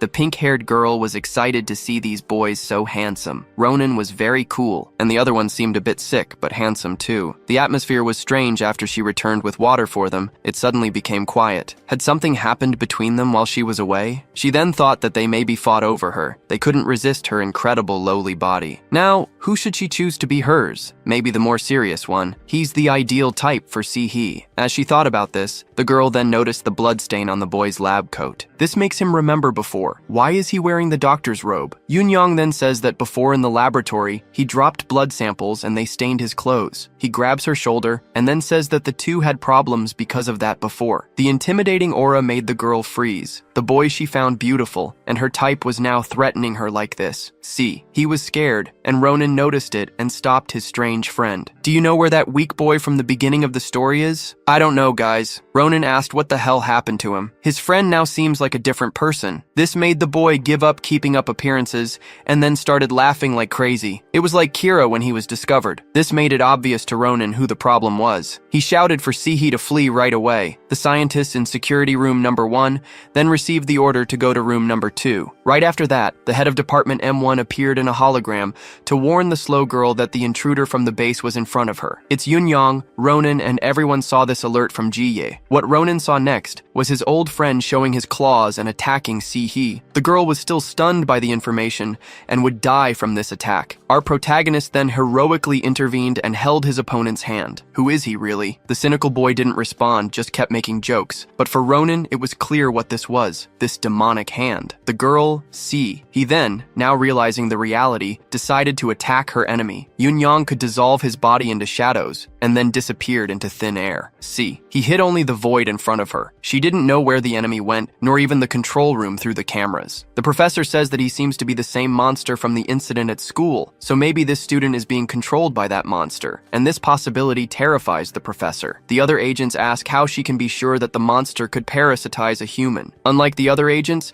Jae-hyuk seems to believe it, and says that if there is a monster capable of parasitizing humans, they will heal a monster with their own hand. The woman believed that Yoon-young would be a special case, and it would be great to research his case, so she made a big mistake. The boss believes that if Ronan is in there with the demon, he can dominate that creature. Seeing the boss putting expectations like this on this boy surprises the woman. Even so, she doesn't believe it's possible to capture Yoon-young without killing him, so all the effort was in vain. Meanwhile, on the battlefield, the boy reappears in front of Si-hee. He can dematerialize into shadow if he appears stealthily. His first attack hits the girl. He fiercely hit her small breasts. Then Ronan tried to hit his old friend's skull. As fast as Ronan was, Yoon-young was faster at disappearing into shadows. As long as he was in the shadows, it was not possible to attack. Our protagonist began to hear Young-hyun's true voice begging for help, and this made him furious. So more and more times the voice asked for help. Ronan was now terrified to think about it. Was he trying to kill his old friend's body? The demon appears in front of him and is enjoying the suffering of his opponent. Ronan would be hit. Then he saved him quickly and even forced Yoon-young to back off. However, the truth is that Yoon-young is not at all pressured by his enemies. Si-hee and Ronan, on the other hand, are already dirty and wounded. At least now they are aware of Jung-hyun's abilities. He can hide in the shadows. Ronan, thinking about how to attack this monster, remembers the last time he saw his friend, that same demon who appeared in the shadows and pierced them both. He suspects it's the monster from that time, but that time he was sure that he and Yoon-young died. He, for being different from the others, managed to heal. Ronan is sure Yoon-young is dead, and his body is possessed by that demon. He asks Si-hee to stay behind against the wall. Ronan then advances toward the middle of the room and hits the only light in its center. This completely turns off the lights in the room. It's totally dark, and with that, people through the cameras cannot see what is happening. When he informs his superior of what happened, the woman wonders, why is the boy doing this? This kind of action would only harm him in combat. But on the other hand, inside the dark room, now Ronan is sure, if there was no light, there would be no shadows for the monster to hide in. Yoon-young was laughing, questioning if he really thinks he can find him in the dark. He scoffs at the fact that Ronan had said before that he would protect him. He was very arrogant. While the demon was trying to provoke anger in our protagonists, he only remembered moments before when he closed his eyes and relied on his instincts in the test fight. All he needed to do now was to feel a monster and not see it. If he could feel and hear, he could find him, and so he did. His senses became so heightened and his demonic eyes were able to see. The monster was confident that he could not be located, and as he spoke, his worst nightmare appeared at his side. The fist hit his face, and after that, Ronan fiercely advanced to finish the job. Yun-Yang did not expect to be noticed in the darkness, and now was receiving a Gomu Gomu no Gatling gun. After the sequence of blows, he hit his chest with a kick that threw him against the wall. Whenever this happens, people vomit blood. The tent that possessed Yun-Yang now was begging for mercy. Is he really going to kill his true friend? Ronan coldly said, "Friend, don't make me laugh. Yun-Yang is dead and you are just cruelly using his body." Ronan's fury is so great that his icy aura takes over the room. Now Yun-Yang discovered that unlike that time when he defeated the two, Ronan was not weak and now could control that uncontrollable power. Before he could think of anything else, Yun-Yang needed to tell this to Qin. However, to his misfortune, in a few seconds he was completely frozen. Only with his projected aura, his body was now just an ice cream. Without being sentimental, Ronan destroyed Jung-Hyun's body. The light generated in this fight was noticed by the cameras. They saw a blue light emerging and then exploding. This aroused the curiosity of the research chief. Ronan just defeated the demon that possessed Jung-Hyun's body, so he turned to ashes and disappeared forever. In this short, sad moment,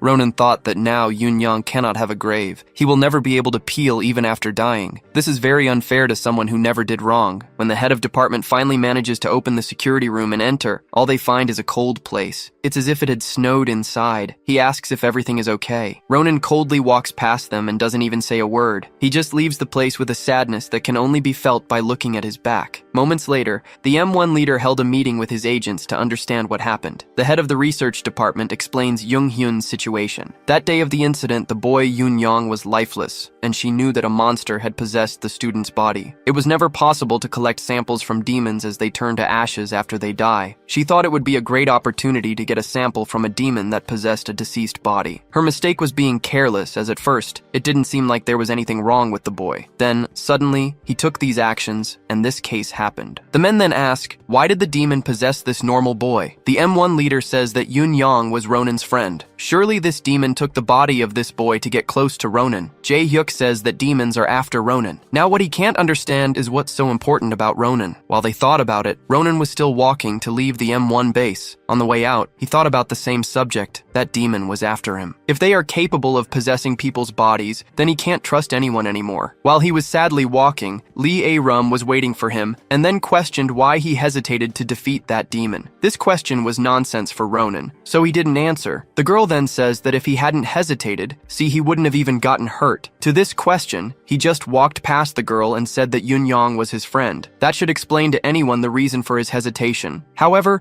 Lee A-rum was not satisfied. The girl insisted that it was just a demon possessing a body. There was no reason for him to be moved and hesitate. Guys, this girl is making me nervous. Am I the only one who wants to do this? Ronan releases his arm and seemed like he was nervous enough to do something. However, Luna appears like an angel and interferes again with the girl trying to provoke Ronan. She says that no matter if it was a demon, that thing looked like his friend, so it's natural. Luna even gets annoyed now. How can she say these things to someone who just killed their own friend? Not even with this explanation did Lee A-rum put her pride aside. The arrogant girl says that here at M1 is not the place to play with these things. She challenges Luna. If she thinks so too, then she is weak. This discussion doesn't interest our hero. He leaves the girls behind and leaves. I don't know if this is suffering for his friend or if he also feels like doing it. In the analysis room, they try to understand the footage they got from the battle. All they realize is that after the darkness, a flash of light appeared, then an explosion. They tried to compare this phenomenon to a microwave. There was no fire in the location. Something else exploded. But what seems counterintuitive to a woman is that there was an explosion at the location, but the walls froze instead of burning. Thinking about this, the teacher then thinks that Ronan's ability is freezing fire, so she is impressed. She never imagined there would be a superhuman with elemental ability of that level. While they tried to understand what happened and what Ronan's power is, the boy went to look for his master to talk. He told about what happened and how even after dying, they used Jung Yang's body, something so cruel. Ronan was there just to complain to Muzan. Whenever he kills a demon, another one appears. He wants to understand why this happens. How long will it last until he dies? He wants the answer. He asks his master what they want. Does he know something? Old Muzan, while listening thoughtfully, now said it's time for him to know the truth. He then stands up and bows to Ronan. The boy didn't understand what was happening. The old man says he is showing respect. As a soldier of Khan, he must respect the son of Khan, the successor of the one who has the king's authority. Ronan is shocked by the reality shown to him. The man tells that the demon land was destroyed after the war. Everything was taken by flames. At that time, Khun's soldiers entered the castle, and the duty of all soldiers like him was to protect the king. Muzan was Khan's royal guard in his castle. On the day of the attack that set fire to everything and destroyed the demon world, he was unable to fulfill his duty. The younger brother of the king, Khun, couldn't accept the king's decision to marry a human and have a child with her. His brother plotted an attack to dethrone his brother and take the title of king. The two brothers engaged in a fight that shook the entire demon world. Khan was extremely powerful. However, his brother used cowardly strategies to gain advantages in the fight and seriously wounded his brother before fighting. His royal guards couldn't protect the castle and fled with other guards. Muzan fled from the demon world and has been hiding among humans ever since. That battle between the king and his brother was too threatening for them, and after Khan's death, they lost hope. Muzan tells that Sena, Ronan's grandmother, was among the military troops. He reveals to Ronan that he is the son of King Khan, and Sana brought him to this world to save him from being executed by Khun. The old man also reveals that when Ronan came to him before, he thought the boy was just a normal demon child, but that time he realized that he was the prince when he saw the blue flames that don't extinguish. That is a legendary strength among demons, the symbol of the successor to the throne of the demon world. Sana never told Ronan anything. He knows nothing about it. Muzan continues to tell about the history of his past. Khun took Khan's throne,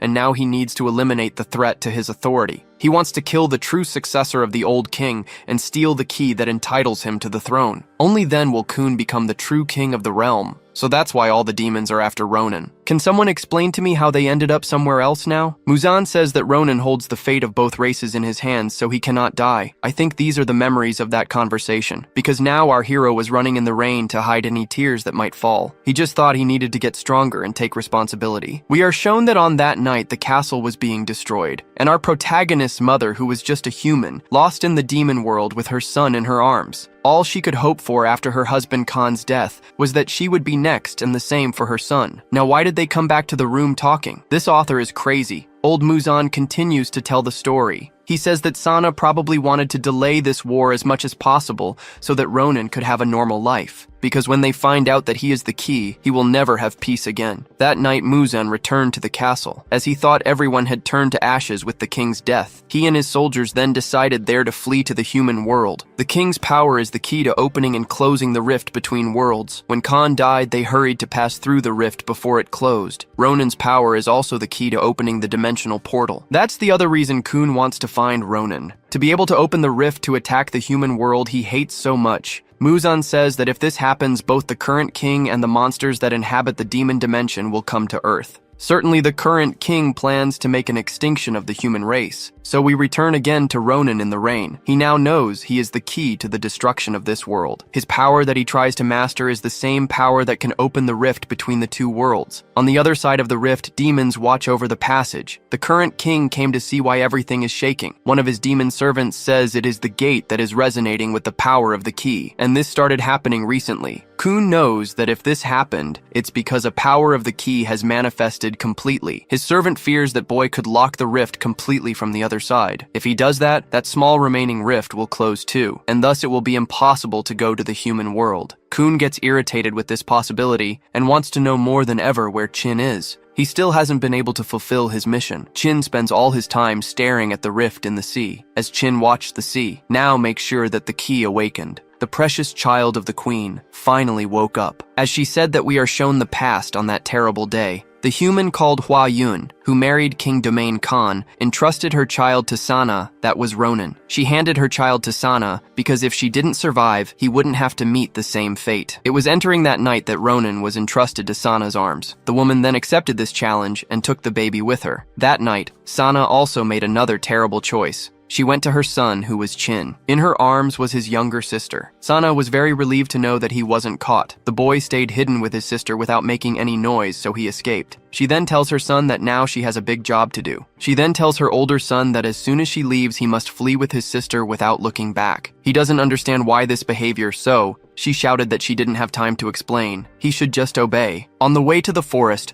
there is a small warehouse of rocks. At the end of this path, he must show this cord to a person who will be waiting there for him. She then hugged her son and said she would find him later. When he saw his mother for the last time, Chin knew that the child she was carrying was the queen's son. His mother then said Chin has always been a strong son, so he has the duty to take care of his sister. That night, he was left behind alone with the duty of taking care of his younger sister. It was from that day on that Chin harbored resentment towards humans because it was because of that his mother abandoned him. That night, he obeyed her orders and went to the place she ordered. There, the people who were supposed to be waiting for him were no longer alive. They were just bodies. These people were eliminated by the army of the new king. The boy shouted for his mother, asking if he had reached the place where she is. Unfortunately for him, since that time, he never saw his mother again. Imagine what feeling goes to that boy's mind. After years and years of looking at this place, he knows that his mother fled from here to the world of humans at the request of a human. Back in the present, at the castle of the new king, Chin the deer report that they couldn't locate Chin. His servant says they looked everywhere. He wasn't there. Probably he fled because he felt guilty for his sins. The king, irritated, then ordered that the strongest soldiers of the army be gathered. They must put as many men there as possible to prevent the rift from closing completely. His servant knew this was extremely dangerous. Everyone, including the king, could die. However, a man shouted that this doesn't matter. It's an order, and all orders must be followed. So in this way, his humble servant quickly went to carry out the orders of his king. The servant was not satisfied with the current situation of this demon world, and everything bad that happened would be because of the right hand of the king, that boy Chin. He never liked him from the first day he saw him, and that was a long time ago. The day Chin revolted and originated the civil war in the demon world.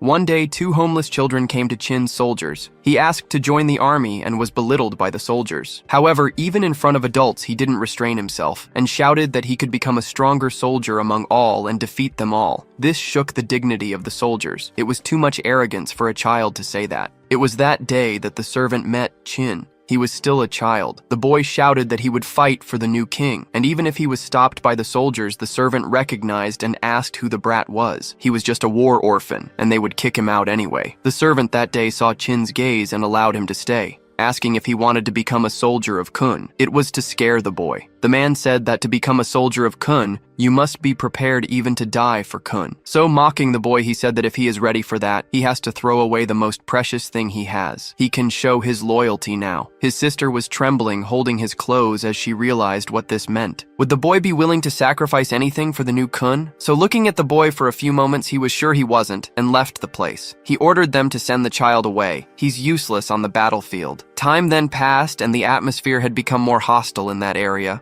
After a long time, the boy returned shouting that he wanted to become a soldier of Kun. That night, he had a very serious look, and tears could be seen in his eyes. The servant always hated Chin. That tough and scary bastard. Have you noticed the same as I did, folks? Am I crazy? Know that between the world of humans and demons, there is a rift that separates the 2 dimensions. As you dive into this rift, the hole becomes tighter and tighter. Trying to cross this rift, the defenses will be activated and you will probably be trapped and die. Chin tries to cross and was attacked by red vines. Even after becoming so powerful, he didn't imagine that something would be able to hold him and stop him. To look at the end of the hole between dimensions, Chin remembered that day, the day he abandoned his sister in the forest. Folks, look how she looks like. That night he gave his coat to his sister, and also the necklace that their mother had left for them. That night he said he would come back. She waited for him. His sister shouted for him not to worry. She wouldn't be afraid. Chin showed the servant that he could prove his loyalty to Kun. He abandoned his younger sister. His thought was that he did the same thing their mother did to them in the past. Remembering that he made the same mistake, his anger was aroused. So when he was trapped in the passage between the 2 worlds, he remembered all the effort he made to become a soldier of Kun, everything he abandoned. And speaking of that, as Itachi said, you don't have enough hate. With the power of hatred, Chin succeeded. Meanwhile, Ronin and his world thought that he should become stronger and stronger, as he was the key that protects this world. Seeing a butterfly flying during the night, he thought it was familiar. That night, he returned home late after training during the early hours. and Luna was still awake. The cute girl asked about him and warned that they should go early to M1 tomorrow. Ronan was curious and wanted to know more about what she said before about being his guardian. However, the girl ignored his words and said she was going to sleep. I don't understand these Easterners. He was just ignored once, and he already gave up asking again. Throw her against the wall and ask again. Ronan only remembers that day when Luna said he shouldn't be afraid because she was his guardian. The next day in the morning, the two were at M1 as she had said. The girl with pink hair ran to her love who saved her that day. She all happy asked if he missed her. Luna, as the true owner of Ronan, prevented it. This loli is so small that she can't even reach the ground when lifted. The girls then got into an argument.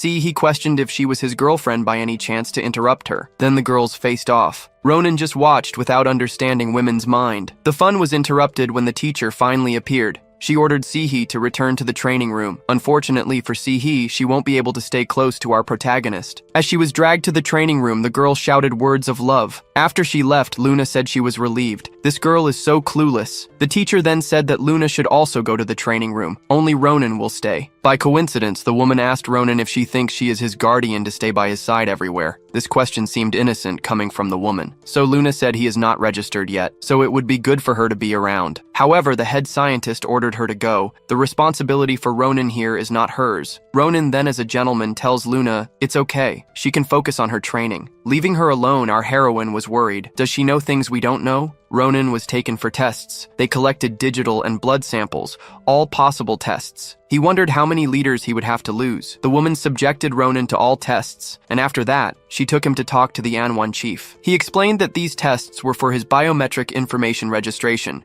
Now he has access to the base. Ronan also wondered if they found anything special about him. The woman said there was nothing out of the ordinary, but our protagonist wondered if they could find out something about it. He was worried because no matter how much she said, there was nothing wrong. The woman's words were suspicious. She said he is as powerful as he is healthy. That's all. After a tiring day of tests, Ronan went to see his master during the night. He told everything about his training and the reason for joining that organization that hunts monsters. He decided to join them to gather information about the monsters. Any information that helps to face these creatures will be useful. Muzin says he is determined. That's good. So he has also decided. Muzin will now help Ronan and asks him to call him Muzin now, as that was the name the monsters called him. He used to be Musin, a royal guardian of Khan. Musin says he must gather the soldiers of Khan who crossed the passage that day. Those who sought refuge in the human world will rise again when they discover that Khan's son is gaining strength on this earth. When everything is ready, they will be on the battlefield to support him on the path he will take to become the king. Musin bets his life that he will make Khan's son the new king. Tonight, on a full moon night somewhere unknown, a lake glowed with a red light and then exploded. The one who follows Itachi's principles finally managed to cross to the human world. Shin is determined to destroy Ronan, the one responsible for his mother abandoning him. Meanwhile, in the demon world, the villages were becoming empty. They couldn't find the deer of the new king who should pay the taxes. There was a rumor that they had all fled, but there was also another rumor saying that they had been dragged into the rift. And everyone knows that everyone who enters the rift is killed. One of the soldiers then pointed out that there was a trail heading towards the forest. And finally, there was also a rumor saying that the residents, when they saw the blue butterfly, disappeared on the same night. The king's servant then wondered perhaps they were remnants of the old king attacking, or maybe the people regrouped within the forest joining forces to attack the new king.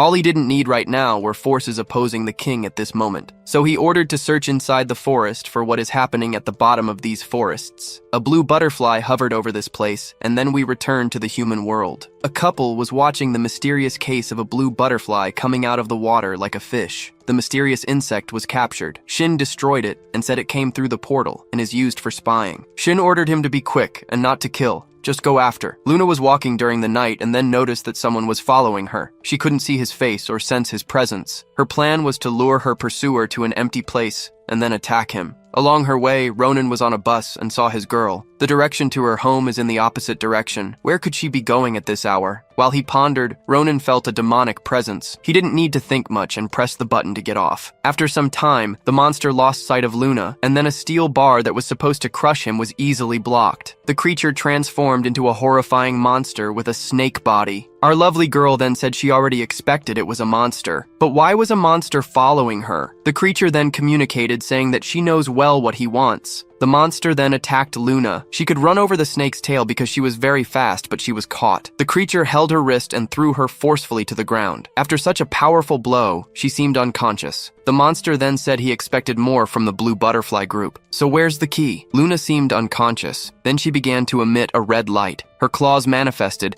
and with them she cut the monster's tail into pieces. Her true appearance was then revealed. She had cat ears and many tails. Her name was Ari, the nine-tailed fox. The snake demon said that since she should be in the north of Lonia now, if she won't tell now, after being defeated she won't have a choice. He tries to attack the Vastayan several times, but she is too fast. Luna became furious and then manifested power similar to her mother's. Even the marks and the way of using them were similar. The snake demon said he didn't know she was a high-level demon. His conclusion is that he can't let someone like her live, as it may be dangerous. Even with Shen's orders now, he was willing to kill her. Luna then fiercely attacked the creature that was trapped. She tried to cut it into pieces with just one blow, but unfortunately, her claws weren't strong enough to hold it. She would be swallowed whole and holds onto the creature's mouth. Luna was one bite away from becoming snake poop. One of the fangs touched her skin, and a single drop melted and drained her strength. This would be the end of our waifu. Then a familiar voice called her name. Looking back, she wondered if it was Ronin. Why was he here? She was very scared, and then shouted that she could explain, but she didn't know if she could survive. Ronin then freed her from the snake demon's fangs and said, "Explanations can wait." With a blow, he left the snake dazed. The monster then realized that this opponent he couldn't defeat, and decided to dive into the earth and disappear. Luna tried to stop him, but the wounds and poison prevented her from doing so. Ronin wanted to go after the demon, but the wounded girl was more important. He picked her up and asked her not to exert herself anymore. Then, sometime later, they were at home. They did the first aid. Now that everything was fine, Ronin asks if she is a demon and how long she has known his true identity. The girl said that since that time at school when she saw the medicine. Since it's like that, he rebels and says if she knew all along and never told him. Several demons have attacked him before. Why should he trust her? These words made Luna sad because they were true. She then wanted him to believe that she is on his side just like his mother was. This last statement Ronin didn't understand, and neither did I. Luna says that the M1 department has been at war with the demons for a long time. General Manager Jehu claims that the M1 is a defense force that protects humans from monsters, but the leader, aka the GM, secretly sent some spies to the demon world. One of the agents was captured, Ha Yun, who later became Khan's wife. This agent was Ronin's mother. The queen was proof that humans and demons could coexist peacefully. There were factions that considered her existence a threat. After the birth of a child who inherited the blood of the parents, there were many assassination attempts against the queen, who was also an elite agent. So it wasn't an easy task. Many failed in the attempt, but the queen was always worried that stronger enemies might appear and she wouldn't be able to protect her child. So she secretly created a military organization created to protect the prince. This is the Blue Butterfly group that Luna is also a part of. The girl then shows Ronin footage of the M1 facilities. She has been secretly spying on them because she believes they have hidden motives. This is a copy of the footage from the day of the attack. They realize there is a large cut in the footage. They deduced that in that area there must be a secret door, and that they must have data about the queen which must be considered highly secure. This information made Ronin's eyes light up. He said they should go there now, but Luna thinks that even with their strength together, they would be unable. But she thought of an alternative. Meanwhile, the snake soldier returned to Shin, telling what happened and explaining why he fled. Shin knows that now their existence and the key have been revealed. However, this doesn't matter anymore. It's just a matter of time for him to find the key. On another day at the training base, the pink-haired girl ran up to Ronin and hugged his arm, asking for help. She pointed to a monster that was chasing her. The monster was that idiot who tried to put Ronin in his place and ended up taking a beating. He kept chasing the girl, and our couple didn't understand what happened and just laughed at the situation. They seemed so happy at this moment. Luna said they were like children and envied the younger ones. Ronin then agrees and says that even if no one is here because they want to be, Sihi always manages to keep a high spirit. Luna asserts that everyone has a destiny when they are born, and they are destined since birth, so they have no choice but to move forward. They went exactly where the footage was cut. They intend to search and find the secret location while investigating the walls. They found one that made a different sound when hit in the area, so she used her energy and somehow managed to open the door. Luna didn't think it would be so easy. So when they entered the place, they saw several creatures trapped in glass tube. Then, simultaneously, while they were researching the files in this location, Shin was in the apartment he dated. Ronin found books with old records. Shin found a file of photos where his mother was with Ronan. Our couple found a file about Ha Yan, Ronan's mother. They were both looking at their true mothers, who didn't raise them and died for the demons. Ronan was looking at the files about his mother. To him, everything was new because he had never heard of her. While he was looking, he felt a presence. Someone was coming. Luna then said she was approaching quickly. Ronan quickly thought they should hide on the ceiling. The person who was approaching was the director of the M1. The man went to the same place they were, then picked up a book and started reading. Meanwhile, our couple was in the ventilation duct. They squeezed in there, watching calmly. They were very close to each other. They observed there for some time, and after the director did everything he wanted, he left. When this happened, Ronan whispered in Luna's ear that he had already left. This made the girl embarrassed. They stared at each other and were very close. Could there be a vibe between them? Ronan leaned in, telling her to wait. Luna thought she would be attacked in the mouth and shrunk away saying no. However, Ronan just said it was her hair. But what's so special about her hair? He said it's the air passing through it. This place is connected to another room. Elsewhere, the director then stopped and thought, who are they? They entered the file room. Ronan followed the airflow, ending up in another room. The ducts also passed through a laboratory room. In this place was Professor Liran talking. The older woman asked if the girl felt dizziness or nausea with the increased dose. It seems they found something unexpected, as the woman was applying something and then told Liran to report if she felt anything different from usual. After this long night of spying and squeezing into tight places with Luna, the two returned home. Ronan then asked Luna's opinion about that secret lab. According to Luna,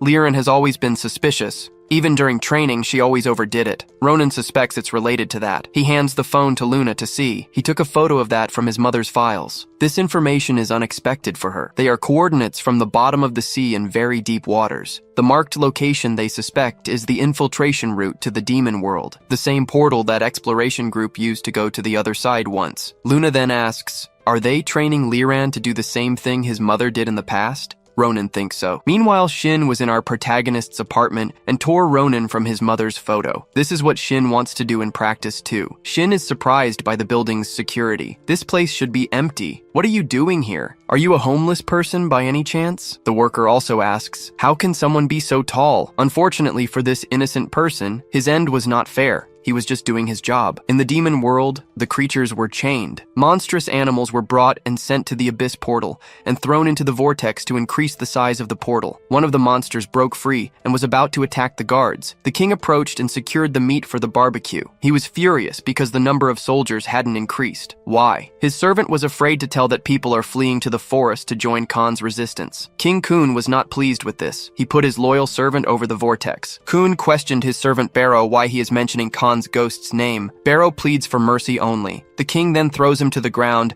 and orders them to continue bringing more monsters to increase the size of the portal. The servant then swears he will keep his words in mind. Barrow is certain that if he closes, his life will end, so he doesn't have much life left. Back in the human world, two pointy-eared people were talking in a dark alley. They were waiting for Musin to come talk to him. As the man with the spoiled lump, Musin informed that the king's son is alive. He tried to light a cigarette and his lighter was the one that lit up. The reason for this was the demon that was above them in the building. Chun watched them calmly and then appeared behind them faster than they could turn their necks. Chun says they shouldn't believe in rumors. The two pointy-eared ones back away as fast as they can, then start running away. One of them climbs the building. The other runs through the alleys. If each went a direction, maybe one of them can escape. Chun didn't bother choosing a target. With his flames, he attacked the man and tore his arm off with the flames. Unfortunately for the man, he is now a disabled demon. Chun cornered the man as he wanted information. He is kind and introduces himself. His name is Chun, the right hand of King Kun. To the man, it doesn't make sense for Chun to be here as his opponent would be Sana. He decides to bet everything on attacking and defeating Chun. His direct attack was simply blocked, and then in 1 second, he was defeated. Chun now questions, where is the king's son from the rumors? The man claimed not to know, and Chun wouldn't accept that answer. A giant old bar was thrown over them. He noticed and quickly dodged. The one responsible for throwing this was the girl who was with the other man. Did she hit? The girl tried to understand that in the smoke, and was then surprised by a fire attack in her direction. He had cut the bar in half, and now directly attacked the girl. He climbs the building in search of his victim, but finds no one. Observing the escape route, the girl was injured and will lead him to where he wants. Surely he will have more information from her. The next morning, the world was calm and everything was normal, except for a giant hole in the middle of the city. A car almost fell in. Authorities closed off the area and said the site was isolated. Now, not even these people know the depth of it and why this hole emerged, as the worker observed the depths of this hole. Unfortunately for him now, he will be put in a hole in the ground. I bet it was the first time he saw such a terrifying, monstrous creature, and also the last time. The demons that Barrow was throwing into the portal fell into the human world and began to destroy everything in sight. Are we heading towards the day the story began? Alarms at the M1 are triggered. An attack in Area 23A was reported. CE was excited about her first real mission against the demons, but her partner said she shouldn't be happy to die on the battlefield. Nero is also at the M1 and goes for this mission. Luna says the expedition is only for Group C, so he can't go. Our hero didn't care about the orders. If demons started appearing in front of people in the world, he must go fight too. The demons were like titans swallowing whole humans. As the team approached the location, there were only 3 warriors in the helicopter. The boy bets with them who could defeat more demons. They were excited to finally have a real fight, but Liarin was serious about it. They jumped from the helicopter, and I felt like it was really Shingeki no Kyojin. The monsters were also very happy to wreak havoc in this world. The first soldier approached, and using his speed, cut the creature's body into pieces. Yu Hanxiong has the power of supersonic speed, and was very happy to be on the battlefield. Even though he lost to Nero, the boy is very fast and extremely efficient in defeating these demons. The defender of Piltover also had powerful attacks, and one agent, Zhang Ziyi, powerful armor technique. These two seemed like innocent children as they fought, but that's only in appearance. They are ruthless against these monsters. Ziyi looks like a fool but is terrible when needed. Liarin is the only one different from them. She observes with her annoying expression as always, and spots 5 of them approaching. She analyzes all calmly. Liarin, like a goddess on the battlefield, uses her skills to eliminate all the creatures at once. Landing softly on one of the bodies, she finds no challenge in these battles. Everyone sees her as an inspiration. Though they don't like her because of her arrogance, they admire her strength. Because it's too easy, she suspects something isn't right. But no matter how much she tries to understand, she finds no explanation. Killing all of them is enough for her. Unfortunately, life isn't that simple for her. A colossal monster emerges from the endless pit, a creature so huge that it blocks all sunlight over them. The girl, who has no challenges, now faces something beyond her expectations. Can she defend herself against it? The government issues an alert to evacuate the entire region, and as chaos begins to spread, Muzan goes in search of one of his acquaintances. He finds Hana gravely injured, not expecting to see her in such a state. Despite her injuries, the girl held on just to tell Muzan something and confirm another thing. She reveals that Qin is on Earth, which terrifies them. Muzan tells her to stop talking and focus on recovery, but she isn't concerned about that. She doesn't even hope to survive. All Hana wants is to hear from Muzan. Is it true that the king's son is alive? Upon hearing that yes, the true king's lineage isn't lost and it's real, she sheds her last tear of joy, and then she passes away forever. While the chaos you love to see was spreading, Qin was finally in the human world, watching it all happen. The boy was eager to find Ronan and take out all his resentment on. On the battlefield, the colossal monster that appeared was too strong. Liarin was giving her all just to try and contain the creature in place. If it escapes, the entire city will be destroyed, and they will have failed their mission.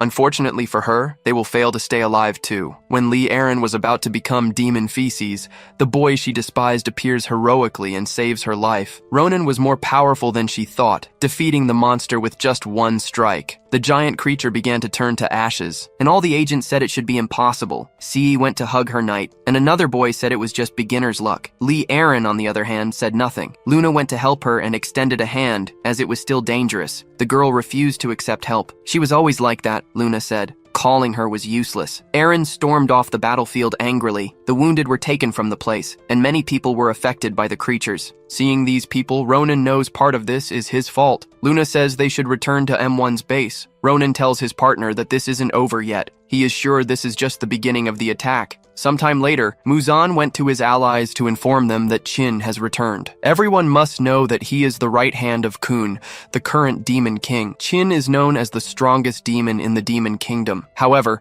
Muzan tells them not to be deceived. It has been decades since the last battle. Bodies burned, and lives were consumed by the vision of war, which was hell itself. And once again, they will live through this on Earth. The cave opened above them, and the warrior of the former king must emerge for a new battle. They must not be deceived into believing they have no chance this time. The cave opened because the demon king's general himself did it. Qin came to defeat them personally. All the warriors attacked him simultaneously. Together they had no chance. Qin, with his strength, repelled them easily, and with movements faster than they could see, cut off the heads of all the survivors from the last war. General Qin was relentless. Just by stabbing his sword into the ground, a sea of fire was launched toward his target. Muzan blocked his attack and saved the last two people of his resistance. Being able to resist one of his attacks made Qin admit the old man was admirable. Muzan, however, did not admire Qin's attitude. Despite everything that happened, he decided to ally with the traitor who stabbed his own brother in the back. Qin challenged the former commander of Khan's army to combat. Now he is just a fugitive. They fight fiercely. During the battle, Qin asks where the key is. Muzan is pressured by the boy. He knows he can't defeat Qin. The girls the old man saved try to help in the fight but are like insects to Qin. On the other side of the wall, Muzan hears only the screams. The girl did this just to buy time,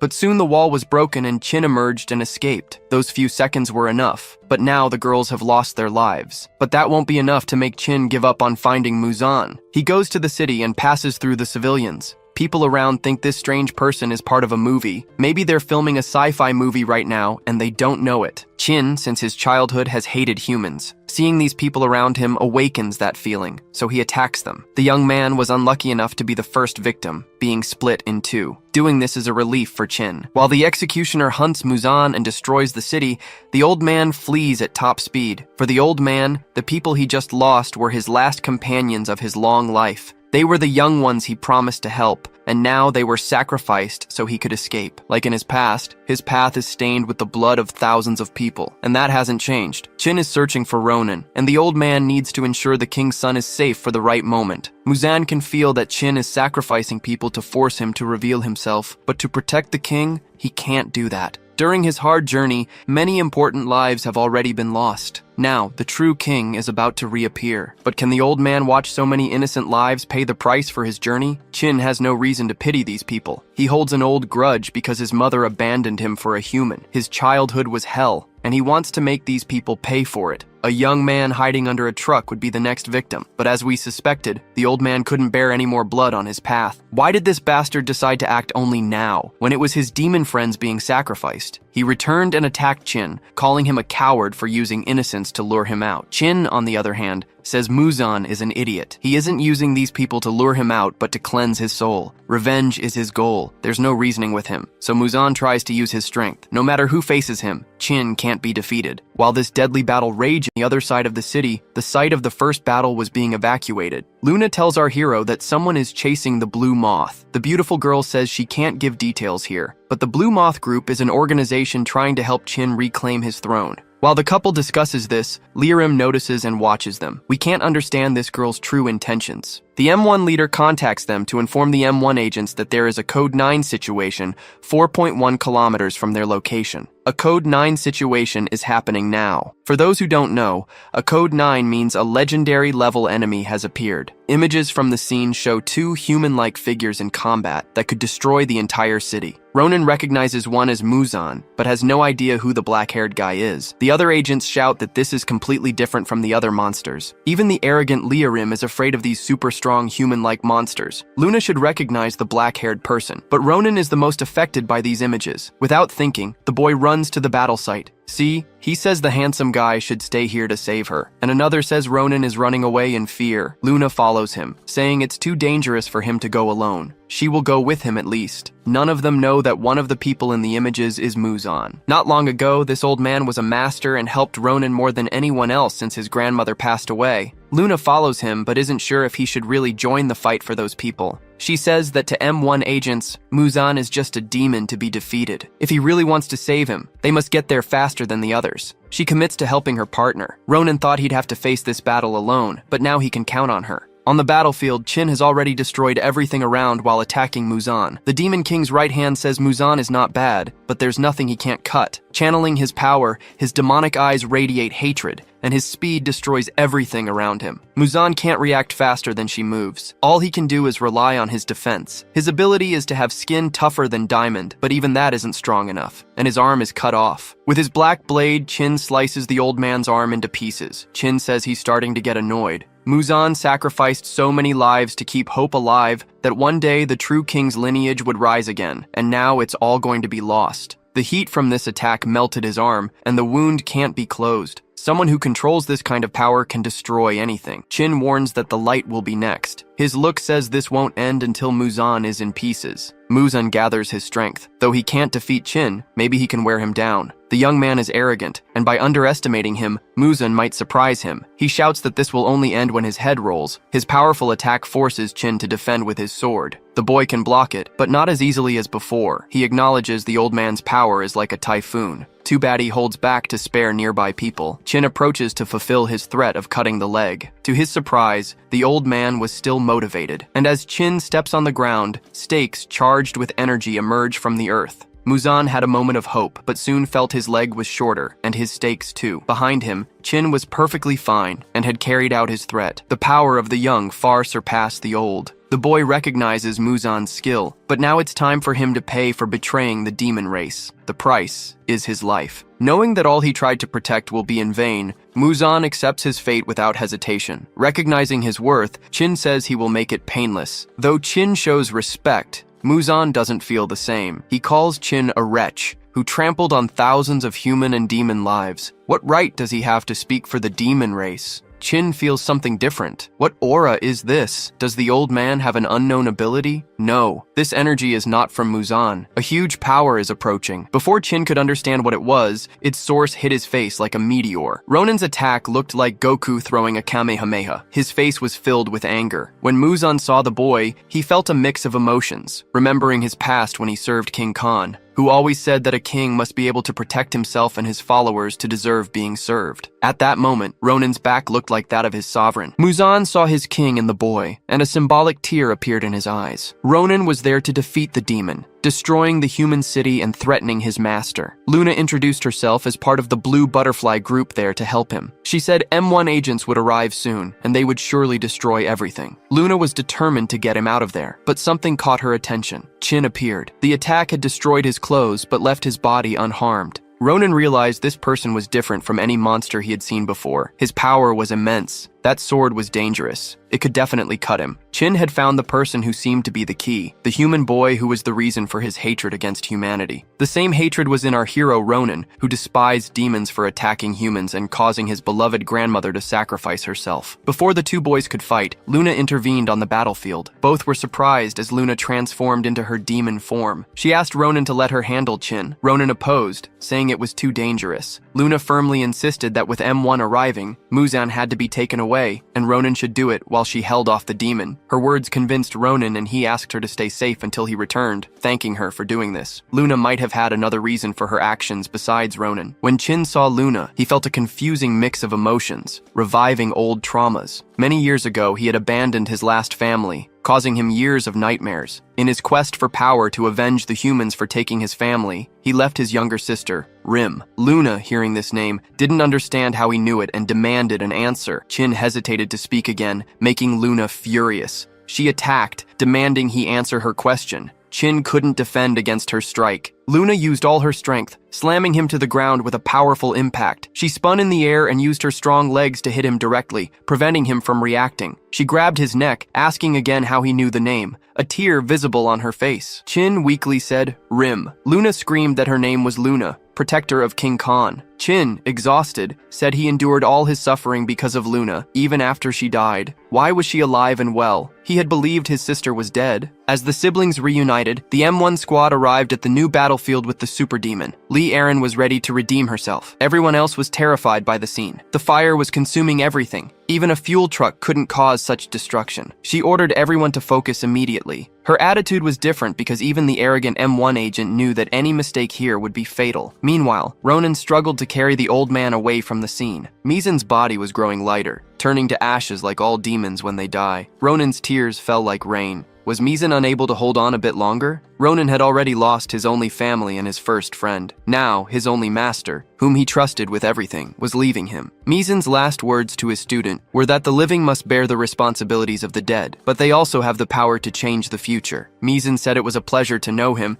and then he turned to ashes. While Ronin bore this new sorrow, Luna faced her older brother in battle. Her moment of weakness ended when she declared herself a defender of the mixed blood king. Chen wouldn't back down from defeating all of Khan's defenders on the battlefield. Luna called him a coward for not killing her with his own hands back then. She fiercely struck Chen's face and broke free. Despite discovering her only living family, her brother, she showed no weakness. Luna said that if Chen truly wanted his sister dead, he shouldn't have given her that necklace. Luna revealed that the blue butterflies saved her life. Questioning what Chen was thinking, Chen didn't respond, making it clear his path was solitary and bloody. He wouldn't leave anyone in his way alive, not even Rim. Symbolically, someone with a freezing aura appears. Luna didn't expect him to return so quickly. The look on her partner's face wasn't what she wanted to see. Mizan is dead. Now Ronan stands in Chen's way, his fury limitless. Ronan says Chen will die now. Chen responds that this is perfect because he's also here to kill Ronan. The battle foretold at the beginning of this story is about to start. Their fight destroys the buildings around them. Chen crashes through structures as if they were made of plastic. His freezing aura is threatening, but the demon general, even after being hit by the power of the true demon king's blood, withstands it. His fire can pierce through the ice. His hatred is no weaker than the legendary blood. But it's unclear if Ronan's abilities surpass this hatred. Luna doesn't know Ronan's true power, thinking it's stronger than any demon. She senses Ronan's power is greater, but Chen compensates with his techniques. The demon general might be able to defeat Ronan. She needs to help, but is Chen really the one she should stop? Her cloudy thoughts obscure her mind, but she slaps her face to regain focus. Don't be stupid. She must fight for the king. In front of her, Chen is coldly conducting the fight. The demon king's sun's strikes are deadly. Each could destroy his body if he didn't have the ability to dodge. As he evades, Chen thinks Ronan is like him, having lost someone dear. Life is unfair to everyone, isn't it? It's a cursed fate that brought them here, and now Chen will make him pay with his life. All his hatred and frustration will be unleashed on him. Chen lands his first blow on his mortal enemy. Our hero's confidence isn't shaken, but something does unsettle him. Luna joins the fight, saying it's too dangerous for him to fight alone. Normal attacks don't work on Chen. Ronan didn't want to accept this, but Chen's standing now is proof. Luna asserts that if Chen gets just one opportunity, he will kill Ronan. But the reverse is also true. If they land just one effective hit together, they can defeat him. They must fight together, can they? Ronan doesn't know, but he decides to trust Luna's words. As the battle continues, M1 agents led by Lee Arim arrive. They had no idea they'd find their colleagues from M1 on the battlefield. With Ronan there, and even more terrifying, Luna in her demon form. Lee Arim saw it with her own eyes. Chen readies his swords to defend against his sister's attack. Luna transforms into the nine-tailed fox and launches her Firefox attack. Her abilities affect blinds Chen, making him feel like he's in an endless white space. Ronan pierces Chen's chest, and Chen says it's impressive. Unexpectedly, this was what the villain wanted. He assumes his demon form and grabs Ronan's arm, beginning to drain our hero's power at an alarming rate. Luna watches,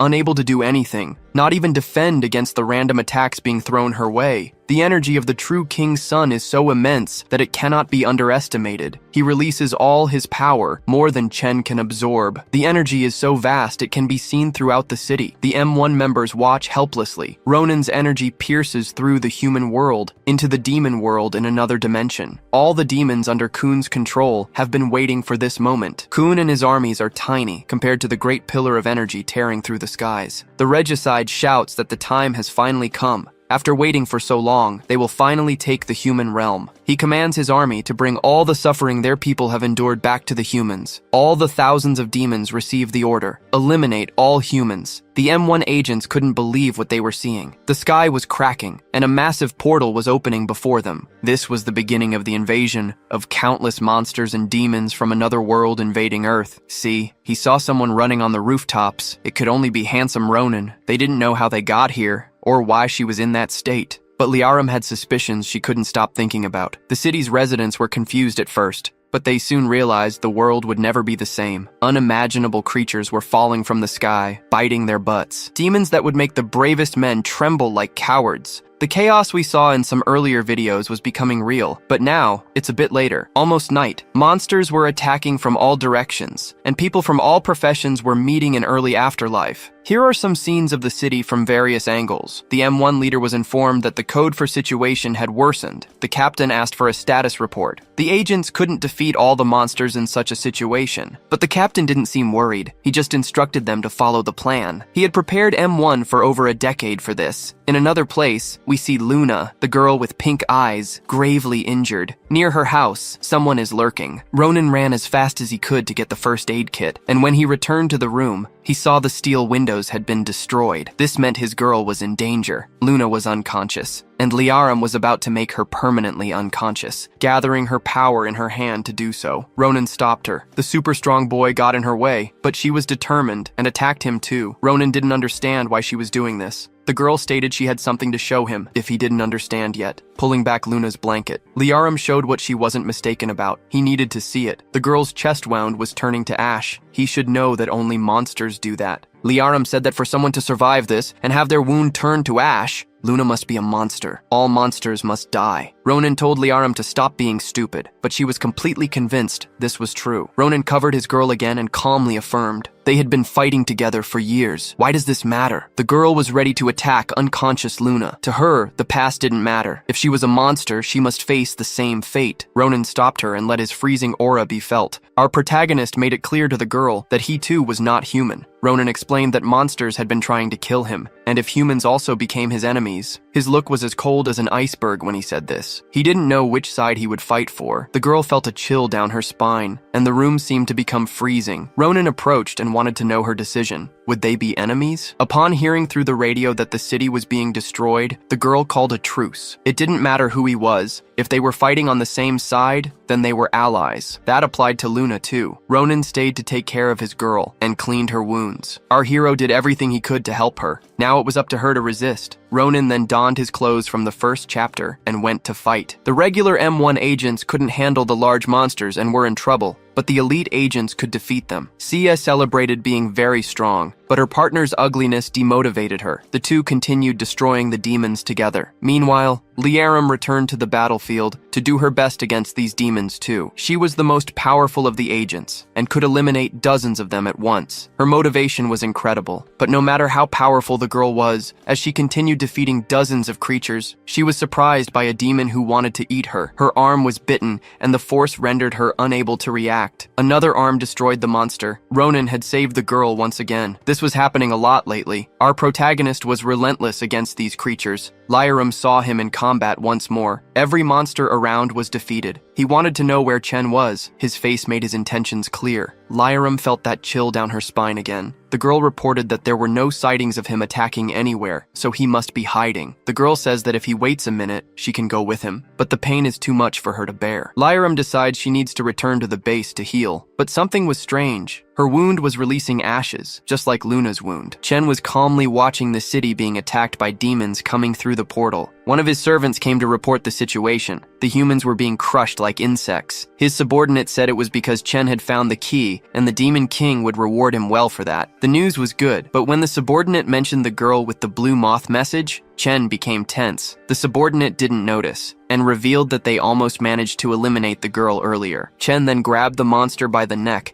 and said it would at least be painless. The snake monster's head was separated from its body. I think she needs a psychologist. Look at his crazy face. Liarum returned to M1 and was treated. Her wound was completely healed. The doctor commented that this was really strange, as a person shouldn't be able to heal like that, but it was a relief it was possible. Liarum, on the other hand, wasn't happy about this and took the syringe from the doctor. She demanded to know what it was. The doctor was caught off guard and questioned why the agent was doing this. Liarum ignored her and just wanted to know what it was. This worried the doctor, so Liarum threw her against the wall and questioned her directly. The doctor said it was just painkillers. If that were true, Liarum said she wouldn't mind injecting it into the doctor. The woman tried to resist, making it clear it wasn't just painkillers. The doctor finally admitted it was monster DNA. That gave humans power. This information was a nightmare for Liarum. Not long ago, she was ready to kill Luna for being a monster. Did this mean she was now like Luna and Ronan? The doctor defended her work, saying it was meant to help humans stand a chance against demons and wasn't harmful to humans. Liarum felt betrayed. Her hatred for demons had been her motivation to dedicate her life to this place, only to find out she had been turned into a monster by these people. The doctor decided to take Liarum to the lab. This ultra-secret place was off-limits to agents. Liarum wasn't interested in explanations, only in seeing how these experiments were done. Inside the secret lab, there were many tubes with live monsters of all kinds. The doctor was proud of this place and admitted it was always difficult to capture these creatures alive. This was her valuable collection. Thanks to these creatures, she could create a new race, more powerful than the demons, yet still human. Despite her intelligence, the doctor chose her words poorly. Lyram was now motivated to do something she had never done before. The doctor might be human, but she should share the same fate as the demons. Lyram thought it was all a big lie. She had been manipulated to control her power, but that wouldn't happen anymore. She didn't attack the doctor directly, but freed the demons the doctor was so proud of. If she loved her collection so much, the woman was furious and was then captured by the neck. Her creatures wanted to experiment on her now, to see how long she would last before being devoured. Lyram watched this happen closely. The doctor begged for help, claiming Lyram couldn't let a human be attacked by monsters. Unfortunately for the doctor, that plea didn't work. Her most valuable test subject just watched her final moments and then turned away. The woman screamed in despair for help, but nothing was done. The lab door closed,